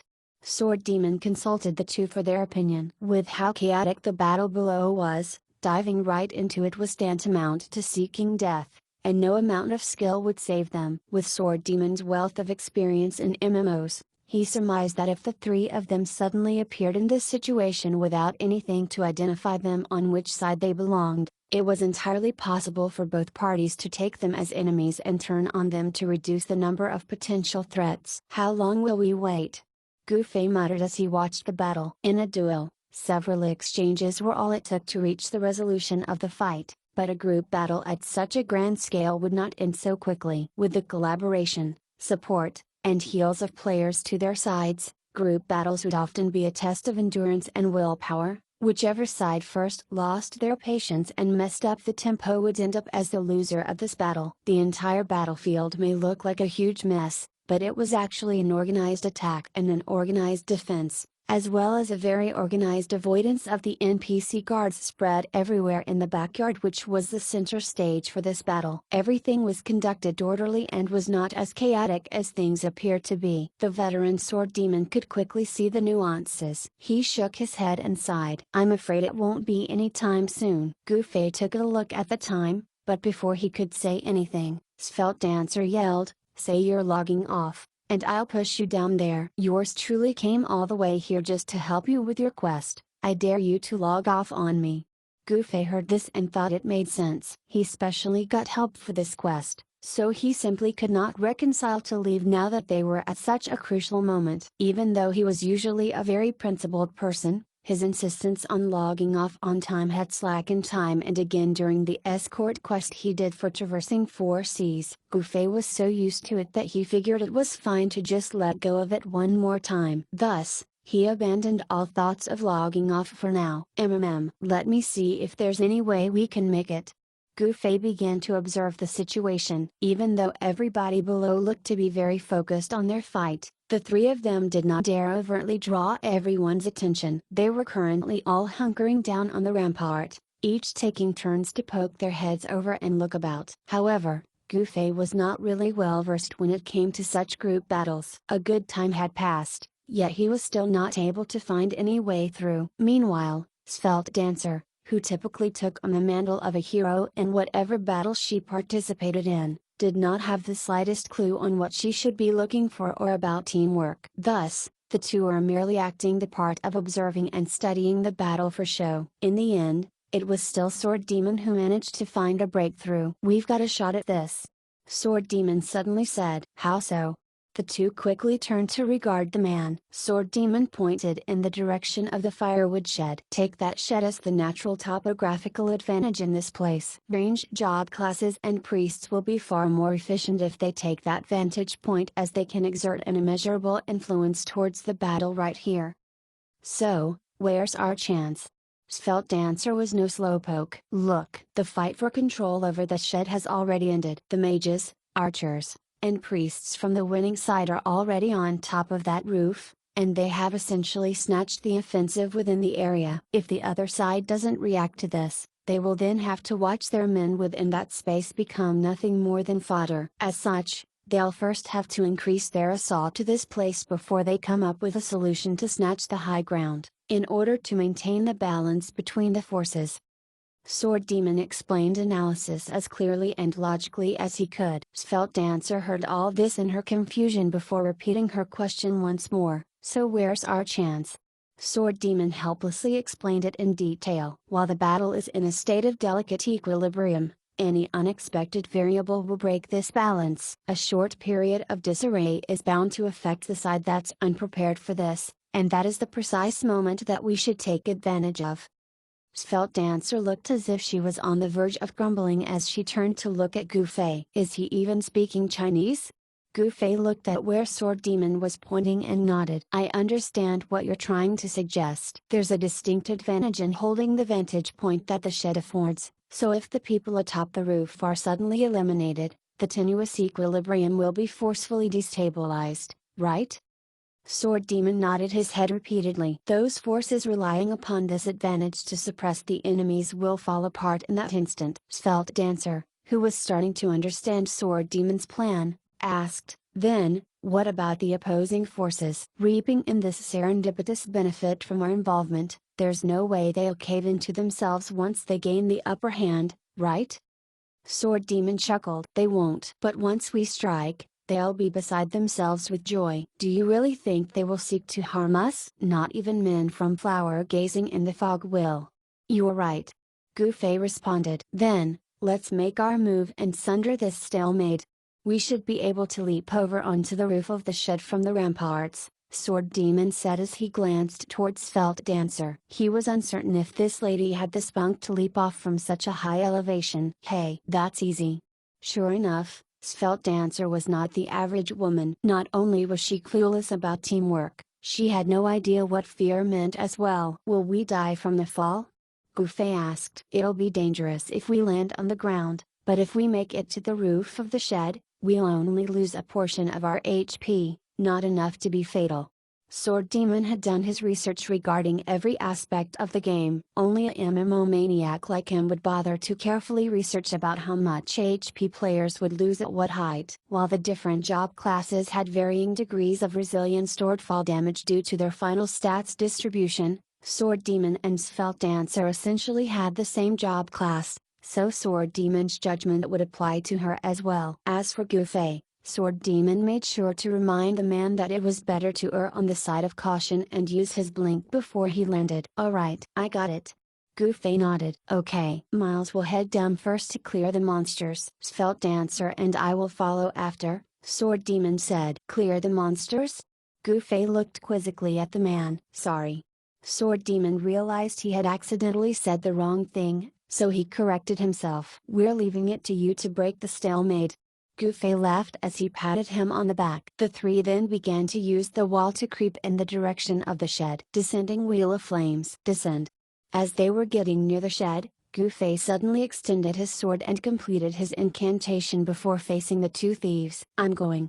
The two nodded. Gu Fei took 2 steps as that astoundingly slow spell of his began to form in the sky above. Those players beneath the spell reacted quickly enough, immediately noticing the appearance of the spell from above the roof. They were constantly on the lookout for such a phenomenon since they were expecting their enemies to use this method to take them all out. That was why they had made sure to remain vigilant toward any mages or archers within the area, ready to preemptively eliminate these hidden dangers as they appeared. Who would have thought that someone would sneak through? Though they had no idea where that person had managed to quietly cast the spell. They had no idea that this spell was unleashed by Gufei from an even higher ground, much less of the frightening power behind it. These men calmly smirked when they saw the descending wheel of flames manifest in the sky above. It was in this moment that those men atop the roof heard voices yelp way up above them. That's far too unrestrained.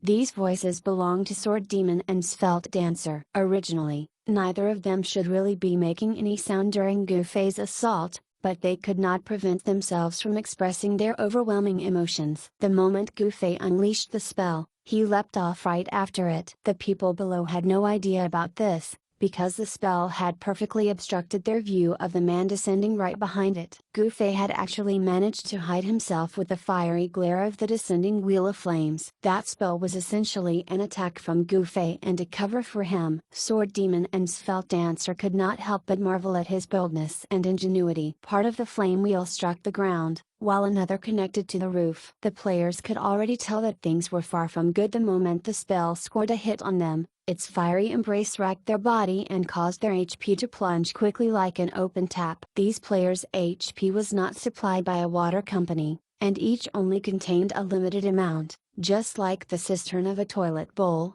so it was already amazing for anyone to survive this one flush. In fact, some were done in by this one blow. Following this, a figure was seen appearing from within the fading flames. A black-robed mage stepped forth, a sword in hand, who abruptly sent forth another circle of flames around him. How big of a roof would a shed have? A single rotating twin incineration was more than enough to cover the whole area. Those that died did so instantly. Those that survived had their HP drop so dangerously low they ended up losing their footing and fell off the roof in panic. Everybody was staring up in the sky like idiots as they watched a black and a red figure each shot off like cannon fire from the nearby wall, landing perfectly on the roof of the shed. Just as Sword Demon had envisioned, those players that originally held the upper hand were the ones staring to the sky like idiots with that surprise attack, while the force that was originally at a disadvantage was elated with this opportunity bestowed on them. These men did not even have the time to be left in a daze as they quickly pressed on to take control of the ensuing imbalance. Gufei and the two thieves no longer cared about the details of this large-scale battle. He nimbly leapt down the roof, slid the key in his hand into the keyhole, and opened the door. Quick! Gufei shouted above him as he dashed inside. Sword Demon and Svelte Dancer possessed impressive movement speed as well, but Svelte Dancer had no idea where the door was located, so she was a little lost after making the jump. Fortunately, Sword Demon was able to tug on her arm before she went the wrong way. As the two squeezed through the door almost shoulder to shoulder, Gufei shut it behind them with a swift wave of his arm. Success! The three-man punched the air in celebration. I'll check the situation outside. Sword Demon adroitly ran over to that hole in the wall, hoping to see what sort of impact their actions had caused to the ongoing battle between the two sides outside. What's happening? Gufei stood behind him and asked. They heard two consecutive banging sounds above their heads. Apparently, one of the players had leapt up the roof. Their hearts all stopped momentarily, for the roof of that dilapidated shed did not look to be sturdy. The roof thankfully did not give way, so Sword Demon faced him and said, "Wonder which side holds the roof right now." Soon after, the uninterrupted sound of other players landing on the roof continued, causing dust to rain on the three from the ceiling. None of them could take cover for this, and Svelte Dancer's aversion toward dirtying herself was rather ladylike as she railed fitfully. How many people can actually fit on that roof anyway? Is it over yet? I think that they are fighting up there right now. Sword Demon glanced up above. Forget about them, let's just quickly unlock the cellar. Gufei cried out even as he strode over and began moving the pile of firewood. Chapter 488, Dehumidifier. While they were clearing the stack of firewood above the cellar door as fast as they can, Sword Demon, who was moving the logs, said, "No one has moved them. I remember how it looked when we first stacked them. Goofy stared at him. "We've only left not too long ago. Can't afford to be careless," Sword Demon answered earnestly. "Okay, unlock it." There was nothing wrong with being earnest, so Goofy did not say anything more. All he did was gesture for Svelte Dancer to begin her work with the lock. It was time for the lockpicker, Svelte Dancer, that had come all the way over to show off her skill, to get to work. Her hand shot out and pushed Goofy to the side as she proudly said, "Make way. I'll get it open."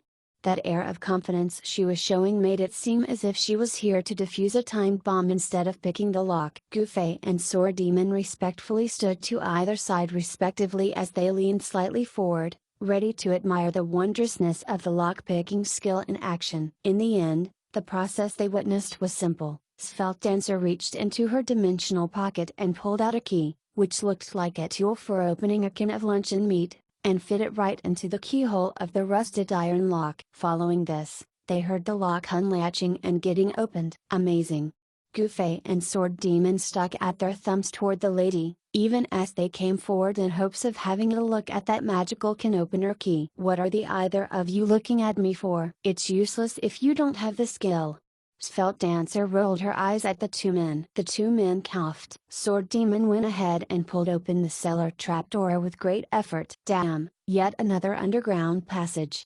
Goofy saw the stairs leading down and the murky darkness beyond with a glance and was instantly reminded of that secret passageway he had uncovered back in New Long Cave as the two looked similar. "I wonder what's inside?" Svelte Dancer was a little excited. Could this be a way to enter the government city hall? Goofy wondered aloud. If this was truly the case, that would really be rather disappointing. Perhaps it's a way out of the backyard?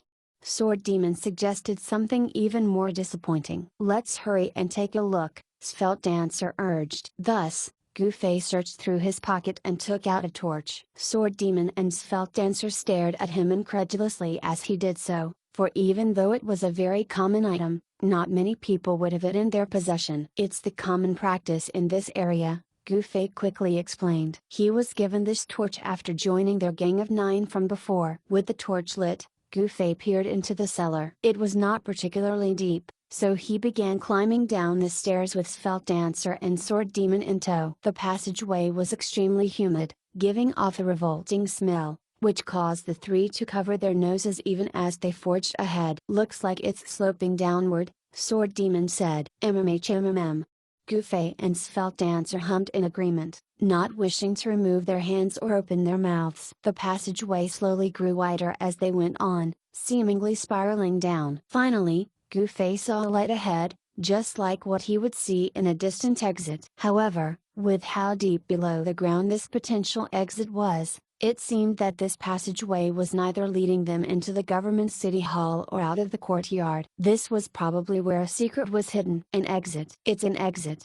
Svelte Dancer had no wish to open her mouth, so she made use of the messaging system and tugging at Goofy's clothes to pay attention to it. Hum. Goofy nodded his head vigorously, increasing their pace toward the light. The three soon reached the exit, and they stepped ahead into the light. They found themselves in a cavernous space, a secret room that was hidden deep underground. What they saw before them left the three dumbfounded, and not one of them said a word for the longest time. What is this?" In the end, Goofy was the first person to speak. He turned to Sword Demon, hoping that this MMO veteran with them could give him an answer. Sword Demon knitted his eyebrows, appearing to be deep in thought, and circled around twice before gravely shaking his head. "I don't know.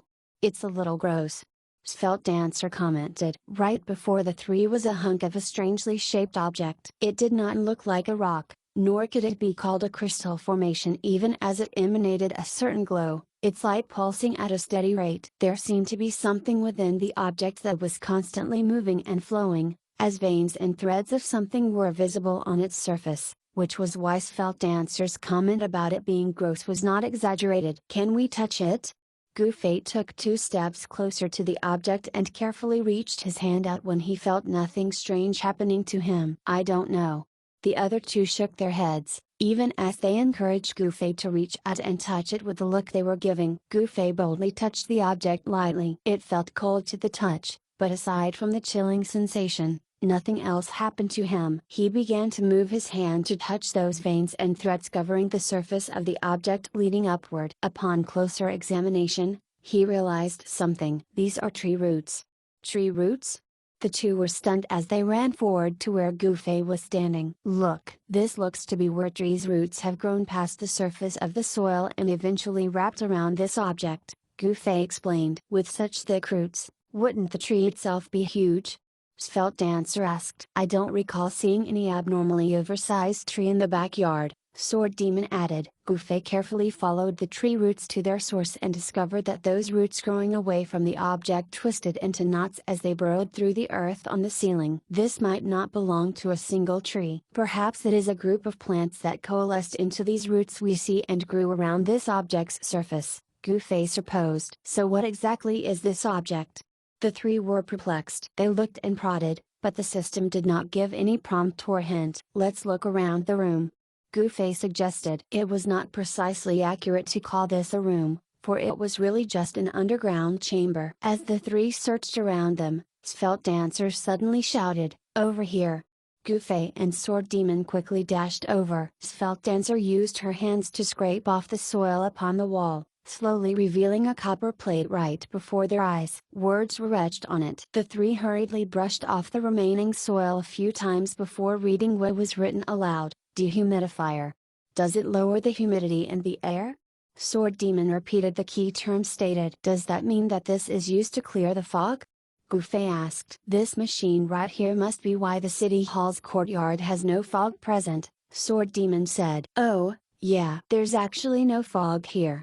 Svelte Dancer was just like how Gufei had initially reacted when he had first come here. She also did not immediately realize the different weather conditions of the courtyard and the rest of the city. Gufei did not reply to any of this because he suddenly recalled something from the Andrew Sue's diary. He quickly took the item out and flipped to the third page, referring to a short passage. What a heavy fog. In such an environment, it is extremely easy to strike and slip away. Looks like the mission this time will be smooth sailing.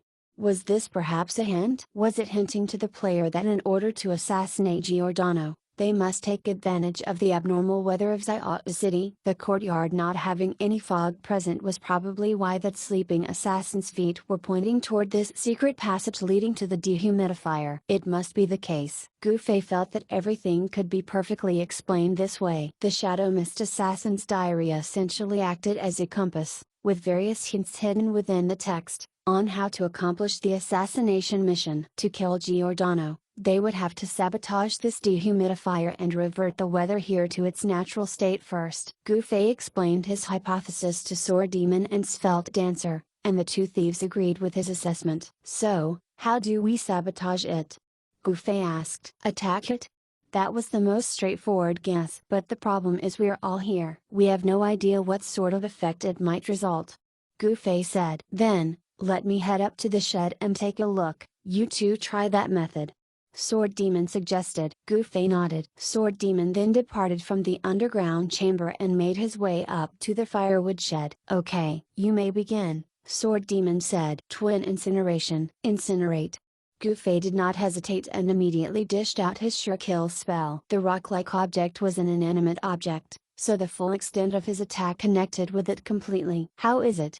Gufei immediately asked Sword Demon. It might take some time for the fog to accumulate, right? I'll keep on observing, Sword Demon answered. As Sword Demon kept watch, Svelte Dancer also joined in and plunged her dagger into the object many times. The object barely had a scratch, which made Gufei feel that directly attacking the object was not how to go about this. Sure enough, Sword Demon replied that he had not observed any visible change. The roots here converge over to this thing, before they burrow through the ground above us. What do you think will happen if we cut these? Svelte Dancer suggested. I'll give that a try, Gufei said as he blinked up to where the rock-like object was suspended and slashed his sword to where the tree roots had knotted together. In the end, it was unknown if those roots and the rock-like object had been bonding for too long that they had developed some sort of symbiotic relationship, for even the roots remained unharmed from the attack with not a scratch in sight. As Gufei dejectedly leapt off the object, he heard Svelte Dancer yell, "Ah, look here, there's more written on this copper plate." Gufei quickly made his way over. It turned out that the copper plate did not just contain the object's name, but also the manual for its use. The three of them had only seen what was recorded on the left portion of the plate and neglected the right portion. Svelte Dancer, who had gone back to check the copper plate after Gufei had blinked up the roots, realized that something was strange about its right side. The dehumidifier is capable of clearing the moisture in the air at the given range for 1 minute and 22 seconds. The dehumidifier will automatically start absorbing the moisture in the air after 3 minutes. By turning off the dehumidifier, a large quantity of moisture will be released in the air and an extremely dense fog will cover the area within 35 seconds. Haha, so there's actually a switch. After reading the 3 lines etched on the right portion of the copper plate, Svelte Dancer discovered that next to it was a switch. She happily lifted her hand and was about to turn it off, but, wait a minute. Gufei hurriedly grabbed a hold of her hand to stop her. Timing. We need to calculate the timing. This was yet another hint that the Shadow Mist assassin had mentioned in his diary, an assassin that actually can't recall what date it is. To us, forgetting a minute or even a second is already enough to result in death. That's a hint about the timing. Gufei thought to himself. Had they not discovered the rest of the content of the copper plate and only forcibly shut the dehumidifier down, it would really have caused their death because of the wrong timing. We need to calculate, Gufei reiterated. What are we calculating? The fog will not affect the building interior, so we will have to wait for Giordano to begin his routine inspection in the courtyard before we act. We need to calculate the timing properly. Gufei said. Chapter 489, Carefully Planned Calculate. What are we calculating? Svelte Dancer asked. The route of Giordano's courtyard inspection must coincide with the releasing of the fog by turning this dehumidifier off. That is to ensure that we will have enough time to accomplish the assassination. How can we succeed if we don't calculate? Gufei explained. Then, hurry up and do it, Svelte Dancer urged. This isn't my strong suit. It's not like I'm an arithmetic teacher, Gufei muttered even as he took out his few days' worth of notes. He had made a note of Giordano's route and of the locations that would draw less attention. At a glance, he could tell that these few positions he had singled out would all be useful, as these were the spots Giordano would be alone after the fog obscured the courtyard. However, the dehumidifier would automatically switch on after 3 minutes and would complete its task in 1 minute and 22 seconds, which meant that Gufei would only have 4 minutes and 22 seconds to complete this assassination. No, there might not even be 4 minutes and 22 seconds. Gufei thought. The dehumidification should be an ongoing process, so 1 minute and 22 seconds is the time it will take to completely clear out the fog, and in the process of clearing it, the fog itself will thin out and the visibility afforded will subsequently increase. The enemy might discover my presence earlier than the allocated time, so even an estimation of 4 minutes might be a little generous. 4 minutes. This should not be a problem if this was a normal PvP fight, but the opponent he was facing would be a boss level NPC. All the bosses Gufei had challenged from the beginning of the game up to now, be it Sato, the trashy Mysteradorian that had lost its ability to transform into a werewolf, or the strongest out of the 3, Shadow Mist Assassin, not one of these battles were completed within 4 minutes. Every boss he had faced shared the common quality of having an obscene amount of HP. After all, no matter how high of an attack or how outrageous its skills were, it was entirely unbecoming of a boss if it could be defeated with a single stroke. A boss that could not last in combat was not a good boss at all. Slaying a boss in 4 minutes? Sword Demon had quite the scare when he received this news from Gufei. That's impossible. Getting wiped in 4 minutes by a boss sounds more likely.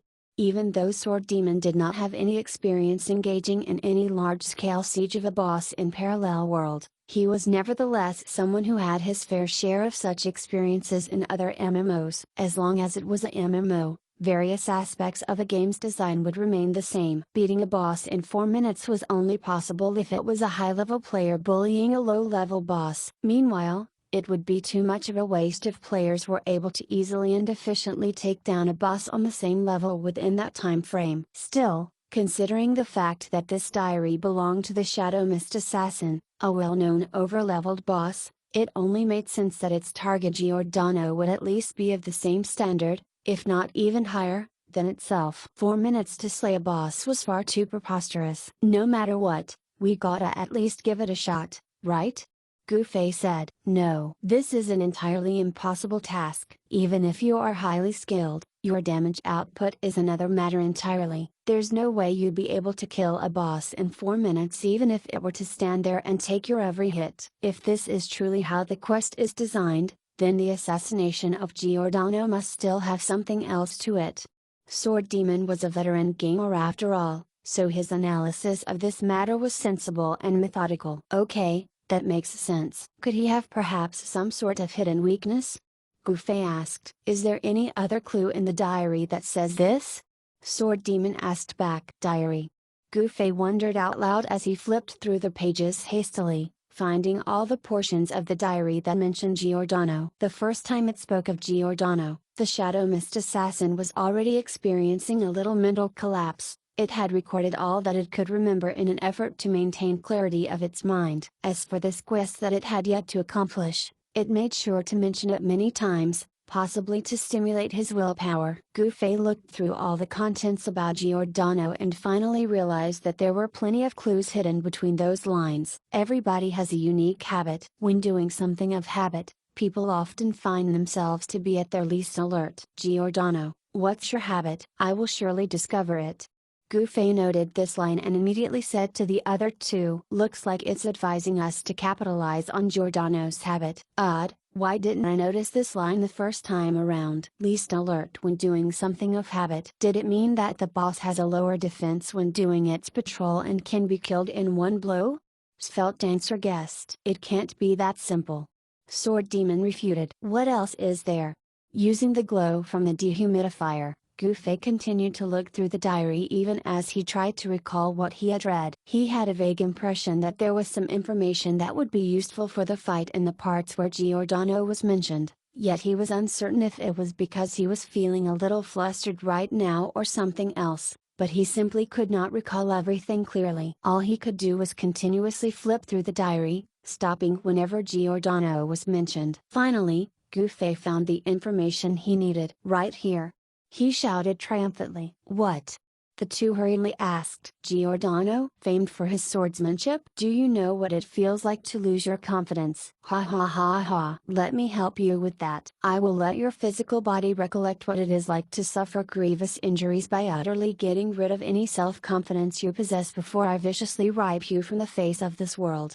Gu Fei read this passage, the very line he had been searching for all this while. This was already near the end of the diary, where the collapse of the Shadow Mist assassin's state of mind was far more apparent. The assassin's sang-froid was almost gone and only madness remained. Famed for his swordsmanship. Yeah, that's surely not easy to deal with. That's the line you're looking for? Svelte Dancer asked. No, it's this other line. Let your physical body recollect what it is like to suffer grievous injuries. Gu Fei explained. You can tell from the choice of words used that Giordano has been heavily injured previously, so perhaps that's where his weakness lies. Heavy injury? What injury? Where? Is it written down somewhere? Sword Demon asked. No. Gu Fei shook his head. If that were the case, it would be obvious information, which Gu Fei would have long taken note of. Isn't that as good as not knowing anything, then? Sword Demon asked. Well, perhaps I'll be able to find out when I exchange blows with it, Gu Fei answered. The two thieves hung their mouths agape. You can do that? Of course. We've already established that this game's creation is extremely lifelike, so this heavy injury Giordano previous sustained should not just be a flippant remark, Gu Fei answered confidently. Or perhaps you've drawn the wrong conclusion? This diary might simply just be the ramblings of a madman, Svelte Dancer said. But there's nothing else we can draw from what we've discovered. That's all there is about Giordano in this diary here. You've both seen it as well. Did you find anything else? Gu Fei asked. The two shook their heads. Thus, this is the only conclusion we can draw, Gu Fei affirmed. When would Giordano come out? Sword Demon asked. Gu Fei took a look at his own records. He leaves the Vigilante Core chamber at 10:22 a.m., and after 5 minutes and 57 seconds, he steps out of the Government City Hall's entrance. That's at 10:27 and 57 seconds p.m. He'll reach the first possible spot for assassination at 10:35 and 22 seconds p.m. It's now 10:10 p.m., so we have about 25 minutes to prepare for our strike at the earliest time. But the players outside are still in a state of disarray. Wouldn't that be inconvenient? I doubt the battle will be over in 25 minutes, Sword Demon said. We don't have to worry too much about the players. I've noted from before that the route that Giordano takes by the courtyard will have fewer combatants. Perhaps the players from Flower Gazing in the Fog are worried that this PvP battle will affect their quest with Giordano, so they purposefully cleared those areas, Gouffet deduced. In truth, the path that Giordano took would pass by several areas with NPCs about. Since both sides engaged in the PvP were actively avoiding NPC guards and were fighting in areas where none of them was present, it coincidentally avoided the route Giordano would be taking. Let's not talk about the assassination for now. Just getting to the location you've pointed out will already be fairly difficult, Sword Demon said. We can use the dehumidifier. It'll be easy if we turn it off and use the fog to move to where we need to be, right? When it's time to strike, we'll make sure we get the time down and turn it off again, Gouffet said. Using the dehumidifier back to back, wouldn't it draw the NPC's attention? Sword Demon voiced out his trepidation. Aren't you perhaps thinking too much about this? Would it really be so authentic? Gouffet countered. Hey, you're the one who wants to depend on authenticity to find a boss's old injury. Sword Demon said. In that case, we can't just disregard this consideration. Let's just assume we can only use this trick once, so we'll have to find another way to get into position. Gouffet said. Oi, if we are gonna think like that, wouldn't it be possible that this NPC Giordano would abandon his usual route to the courtyard the moment the fog appears and make his way over to the shed, instead? Svelte Dancer posited. Gouffet was stumped now. Why do I feel like we've overanalyzed this problem till it has gotten far too complicated? What Svelte Dancer said makes sense. If we go down this road of thinking, we can't forget to consider such a potentiality. Sword Demon agreed. Fine, let's conclude and see just what we should end up doing. Gouffet could feel his head hurting. If everything goes ahead as per normal, you simply need to leave me here to turn off the machine. I'll make sure to immediately leave the shed once this is done in case I get blocked by NPCs as I make my escape, Sword Demon said. As for Giordano, I feel it might not immediately realize what happens over here with the dehumidifier. It'll take time for the fog to fully set in, and by the time it realizes what is happening, Giordano shouldn't be too far from where you want him to be, so you two will just have to seize that chance to leash it. Leashing it? Seriously, Sword Demon. The choice of words you use really spoils the mood. Gouffet said. Sorry, it's a habit. I'll take note of that next time, Sword Demon said. Why must you be the one that remains here? I can make a quick escape. Let me turn off the dehumidifier. Svelte Dancer suggested. No, it's better if you go with Miles. We don't have much time, so in order to complete this quest, we will need an even higher damage output, and you're more suitable, Sword Demon rejected. Watch your choice of words. Choice of words? Oh, damage output. Sorry. I'll be careful next time. Alright, let's go with that plan, then. Gouffet confirmed the final details. So how are we going to resolve the issue of getting near the spot where we will stage our assassination attempt while the fight is still ongoing? Svelte Dancer asked. Since we don't have any options, we'll just have to slay our way through.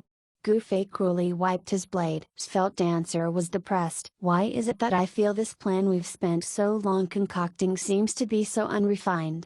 What do you mean unrefined? It's gone through such careful planning. It is so exquisite that we haven't failed to account for a minute or a single second of this. You'd better get your head in the game, lady, or you'd be too much of a failure if you die while we're making our way out of here.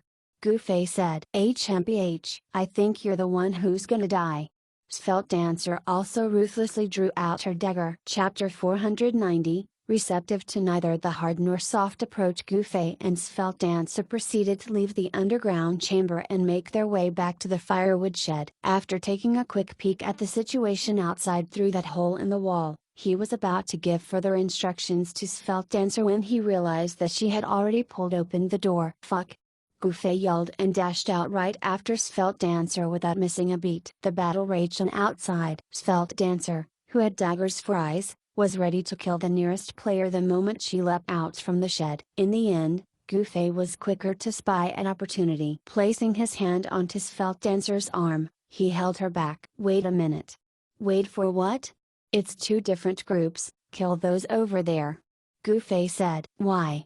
"Just look at their eyes," Goofy said. At his cue, Svelte Dancer began to take note of the looks that the enemies were giving her and indeed found it to be different. The player she had been planning to attack revealed much surprise when the two darted out the door, while the player that this person was fighting against stared at them as if he had seen his adversaries. With a flaming blaze, that second player was cleaved into white light by Goofy's sword. "Keep fighting, everyone." Goofy raised his fist high in the air and yelled, "You keep fighting."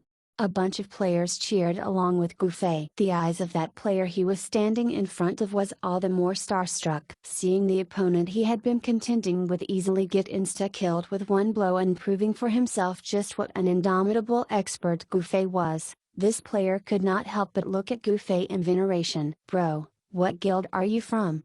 That man asked this when he did not find a guild emblem pinned anywhere on Goofy. "We can chat later, there are more enemies coming." Goofy wielded his sword and blocked a blow for the man before casually patting him on the back. "I'll leave this to you." It was as if that man had received an important mission. Adopting the attitude of a man ready to risk blatant death, he nodded his head gravely and turned around to dive into the fray. "This way." Goofy beckoned Svelte Dancer over. He had previously made it a point to commit flower gazing in the Fog's guild emblem to memory, thus, along the way, he would throw a warm greeting to anyone he met that did not belong to flower gazing in the Fog, while he would slash anyone he met with that emblem before randomly patting someone genially. "I'll leave this to you." The black and red pair that was Goofy and Svelte Dancer smoothly traversed across the battlefield this way, without even needing Svelte Dancer to attack at any point. "You're so cunning." Svelte Dancer derided Goofy. Goofy ignored the woman and continued to yell out, "Keep fighting, everyone." Thus, making their way from the backyard of the city hall to their destination in such a fashion. "This is the place right here." Goofy led Svelte Dancer to the first of the emptier spots Giordano would pass by during his patrol. Naturally, this emptiness Goofy meant was in reference to the NPC and the absence of other guards in the vicinity for several dozen meters. Giordano would be hidden from anyone's sight once the fog appeared. Because the overarching battle was still ongoing between the guilds, even though they might be quite a distance from any potential NPC intervention here in this spot, there was nevertheless still sporadic fighting about. "Alright, stay here and wait," Goofy instructed Svelte Dancer. "What about you?" Svelte Dancer asked. "It's too dangerous here, it's better if I hide in the building," Goofy answered. "Bastard, did you mean to leave a beauty like me here in such a dangerous position, while you leave for somewhere else safer? Do you even have a shred of human decency?" Svelte Dancer was immediately infuriated when she heard this. "You can rely on your stealth, but I can't. I can enter the city hall, but you can't. As such, you will be safe here, while I'll be safer in the building." "We're all safer that way," Goofy explained. "How are you able to enter the city hall?" Svelte Dancer asked. Goofy took out his bounty license and showed it to her. "How much?" Svelte Dancer revealed her true form, looking to buy anything good that appeared before her eyes. "Sorry, but only I can use this," Goofy said. "How did you get it?" Svelte Dancer asked. "Get into stealth first. We can chat about this over private messaging," Goofy said, turning in a hurry to leave in the direction of the government city hall. He continued to muddle his way through the battlefield like before. In such a chaotic engagement, everybody would only focus on their enemies. Goofy tried his best not to draw too much attention to himself. Sure enough, no one seemed to take notice of his presence, allowing him to successfully make his way into the building without much of a fuss. Sighing in relief, he sent a message over to Svelte Dancer. "Are you still safe?" "Yes." Svelte Dancer, currently stealthed, was squatting over in a clearing. She was safe enough to do whatever she wanted. "Tell me how you got that thing." Goofy proceeded to the Vigilante core chamber as he relayed a simple overview of the conditions and wondrous uses of the bounty license over to Svelte Dancer. "That's so troublesome." Svelte Dancer was in a bind. She was already used to easily obtaining items and equipment she desired with money. Previously, waiting for the grind for the Windchaser's boots to be completed had already challenged her patience, yet this bounty license this time around apparently needed even greater perseverance. Svelte Dancer dithered. You don't have a use for it this time, right? It's not like you do bounty mission, Gufei said. It is useless. But I still want it, Svelte Dancer answered. While she was not a fool that would treat money like waste paper, she was not someone who had a lack of it and needed to live her life carefully planning out her expenses. Even though the bounty license was something that she had no need for, it was already a habit of hers to obtain things just because they were rare. Then, you'd better get grinding. Gufei maintained his stance, saying this even as he pushed the door that led him right into the Vigilante core chamber. Hi. The moment he stepped inside, a man sitting on the couch greeted Gufei with a wave of his hand. That man was none other than Drifting. Are you waiting for me? Gufei asked. Of course. Drifting laughed. What for? Are you looking to die? Gufei asked. How arrogant. You should at least be a little surprised and flustered after seeing me sitting here all calm and collected and waiting for you to serve yourself up on a platter. Drifting said. I am indeed rather surprised. Even though you know about my mission target, you're actually boldly sitting here. Do you perhaps find the burden of being one of the 5 unyielding experts too much to handle? Gufei countered even as he pulled out his sword. Hold it. Drifting quickly cried out. He knew how inhumanly fast Gufei would strike. All it would take was a single blink, and Drifting would already be unsure of the outcome. He could not help but admit that, when it came down to a head-to-head confrontation, in terms of power, he was absolutely no match for Gufei. What? Gufei was not in a hurry. That was because he knew that the city hall was not a place that anyone could enter as they wished. Thus, even if Drifting had set up any sort of trap or ploy, it would at most just be him and the left and right hands duo. Taking on merely 3 players was nothing to Gufei, even if one of them was an apex expert that was one of the 5 unyielding experts. Don't you feel that there's no longer any need for us to remain hostile with each other? Drifting said. Oh? We're all doing this for our quest. Quests are more important, Drifting explained. Oh? Do you need my help with your quest or something? Gufei asked. You're thinking too much. Our quest is already completed, Drifting replied. Then, why the change of heart? Gufei pressed on. Aren't you already privy to my original plan? We sought only to enter and exit the building as we wished when we were dealing with you and the others that day. Since we have already accomplished that, and the matter has been fully resolved, what's the point in us staying as enemies? Drifting asked. Because I can't stand the method you've used to accomplish your quest. Gufei sighed. Is that so? Then, I apologize, I'm truly sorry for that, Drifting said. Gufei was in a daze. He found this sudden change in Drifting to be a little odd. Could he really be afraid of me? That was when he thought to ask, so what about the matter with your guild? Guild? I've already done all I can on that front. Do you expect me to sacrifice even my life to the cause? After only these few days in this guild? I'm not that self-actualized.